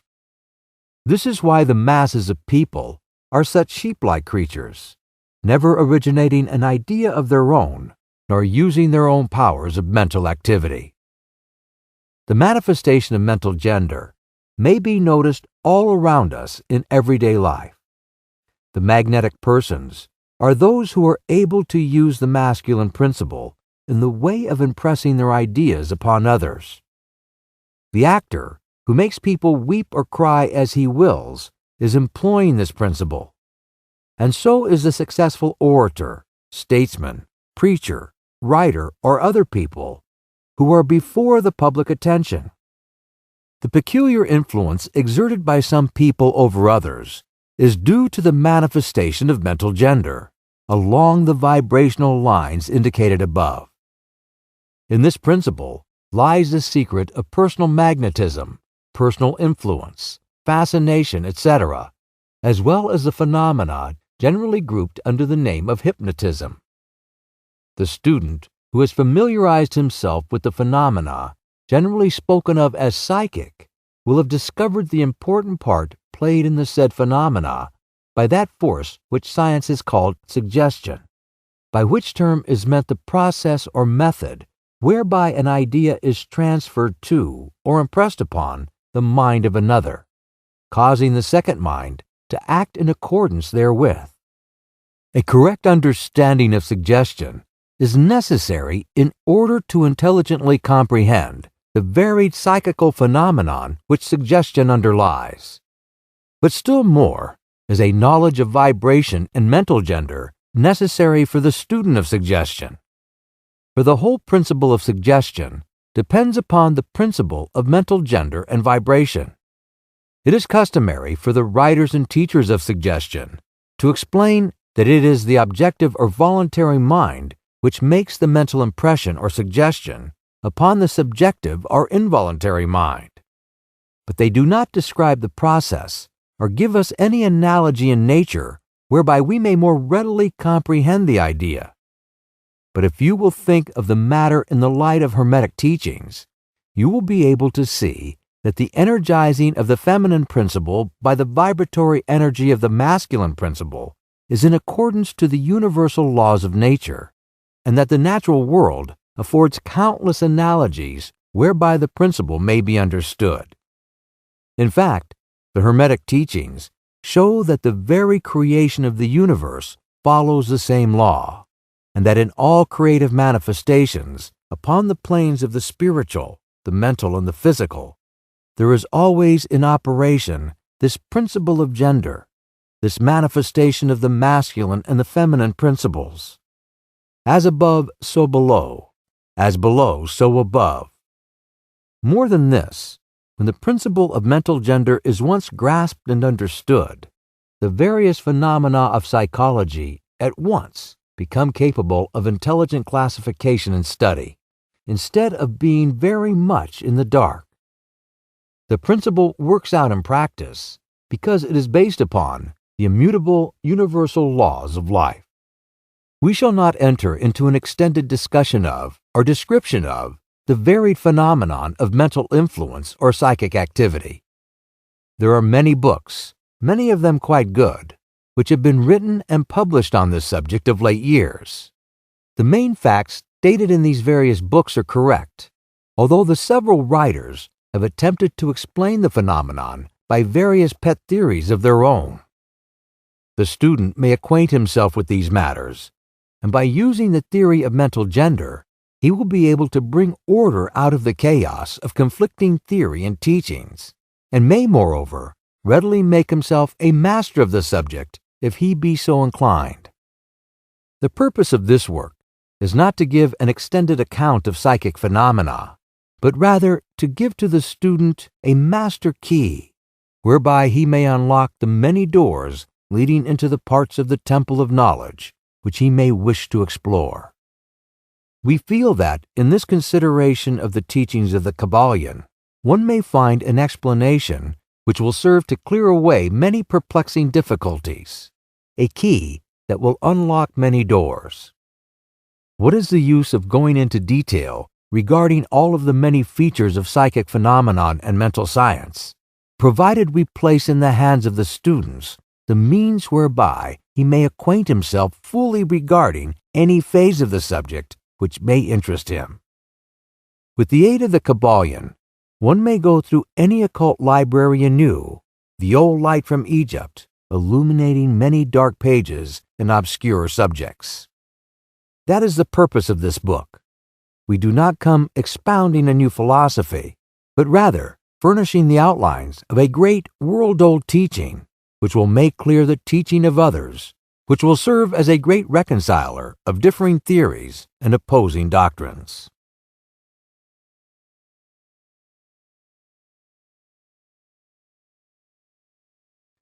Chapter 15.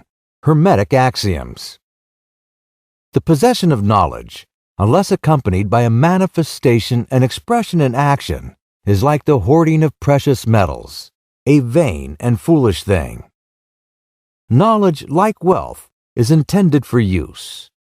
The law of use is universal, and he who violates it suffers by reason of his conflict with natural forces.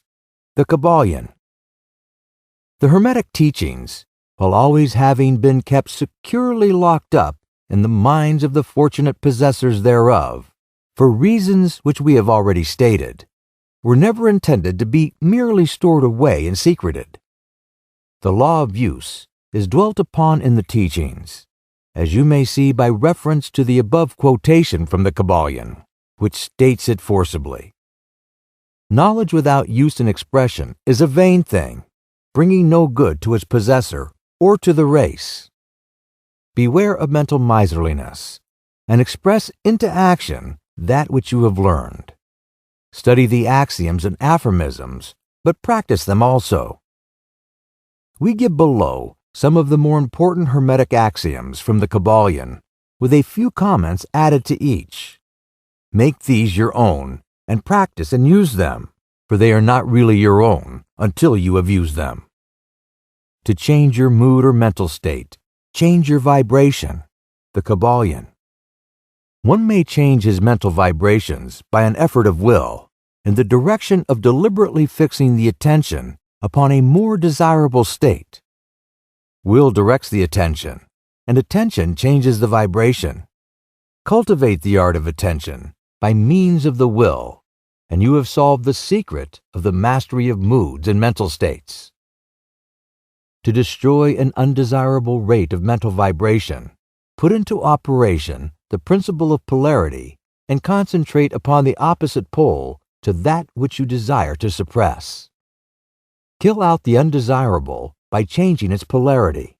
The Kybalion. This is one of the most important of the Hermetic formulas. It is based upon true scientific principles. We have shown you that a mental state and its opposite were merely the two poles of one thing, and that by mental transmutation, the polarity might be reversed. This principle is known to modern psychologists who apply it to the breaking up of undesirable habits by bidding their students to concentrate upon the opposite quality.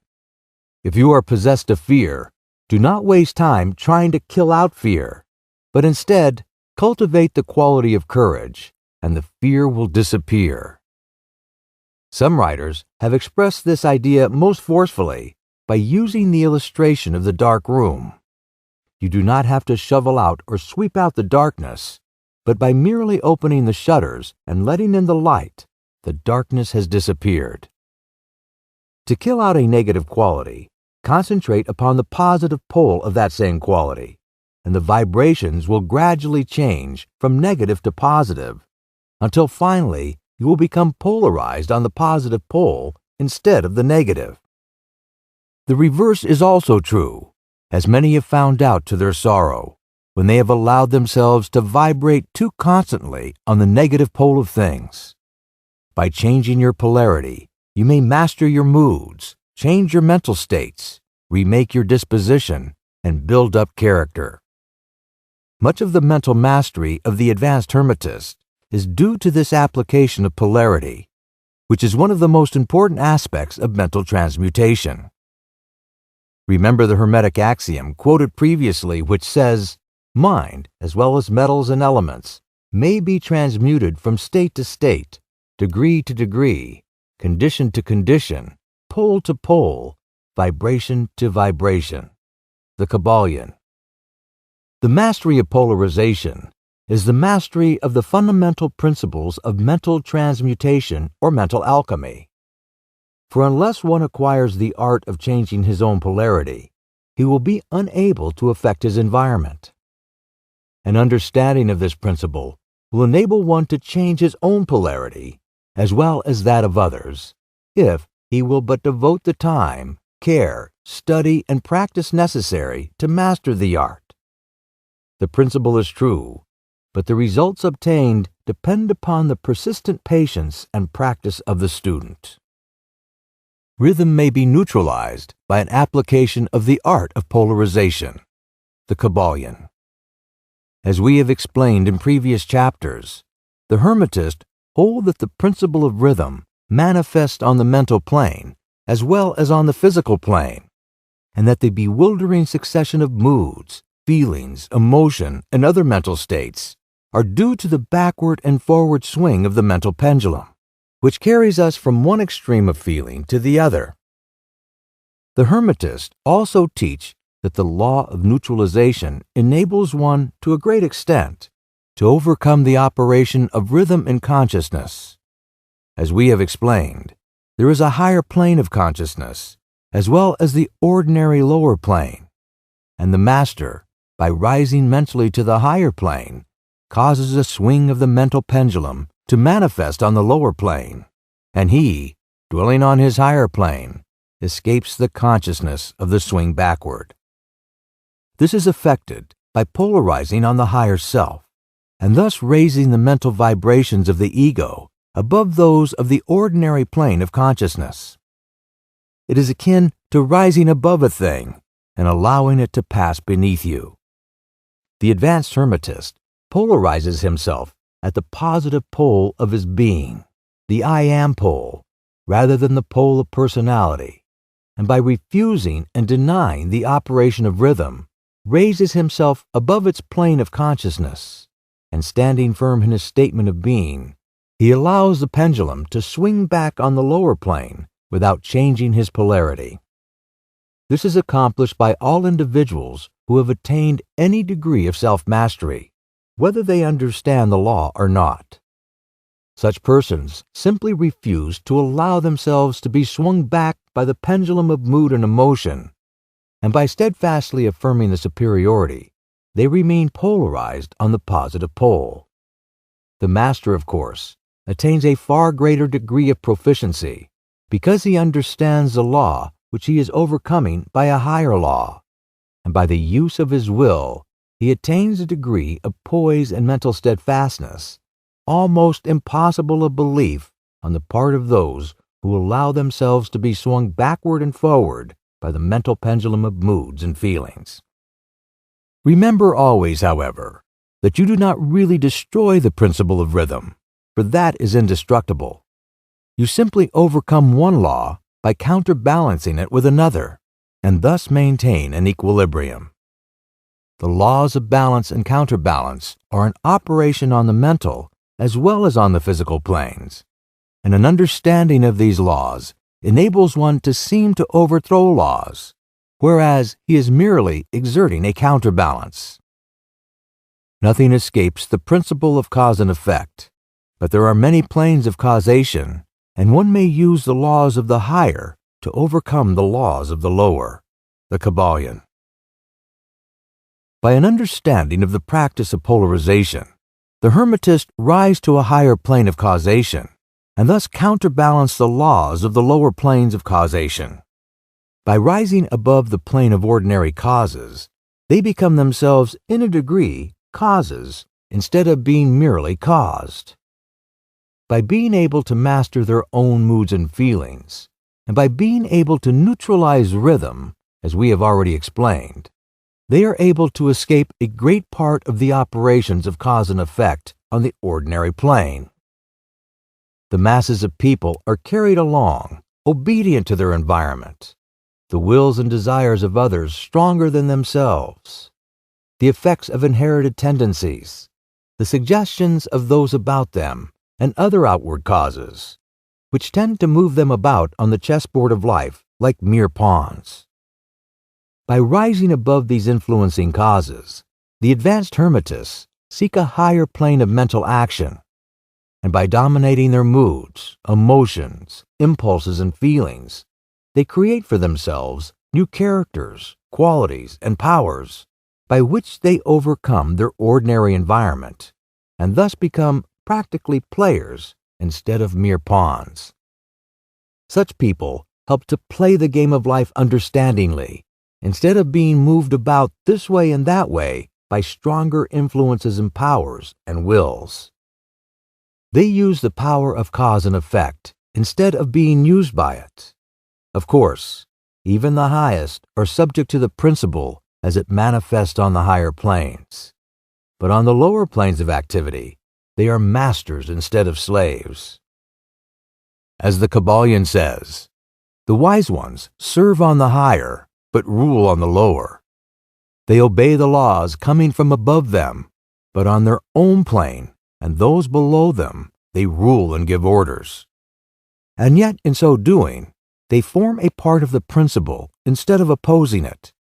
The wise man falls in with the law, and by understanding its movements, he operates it instead of being its blind slave.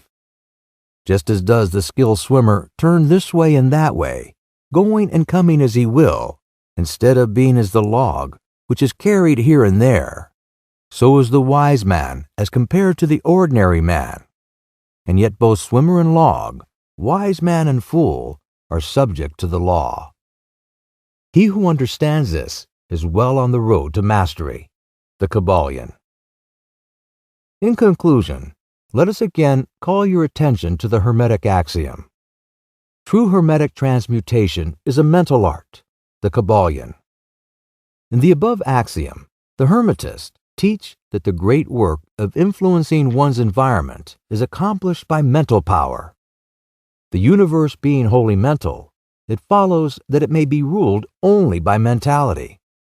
And in this truth is to be found an explanation of all the phenomena and manifestation of the various mental powers which are attracting so much attention and study in these earlier years of the 20th century. Back of and under the teachings of the various cults and schools remains ever constant the principle of mental substance of the universe. If the universe be mental in its substantial nature, then it follows that mental transmutation must change the conditions and phenomena of the universe. If the universe is mental, then mind must be the highest power affecting its phenomena. If this be understood, then all the so-called miracles and wonder workings are seen plainly for what they are. The all is mind, the universe is mental, the Kybalion.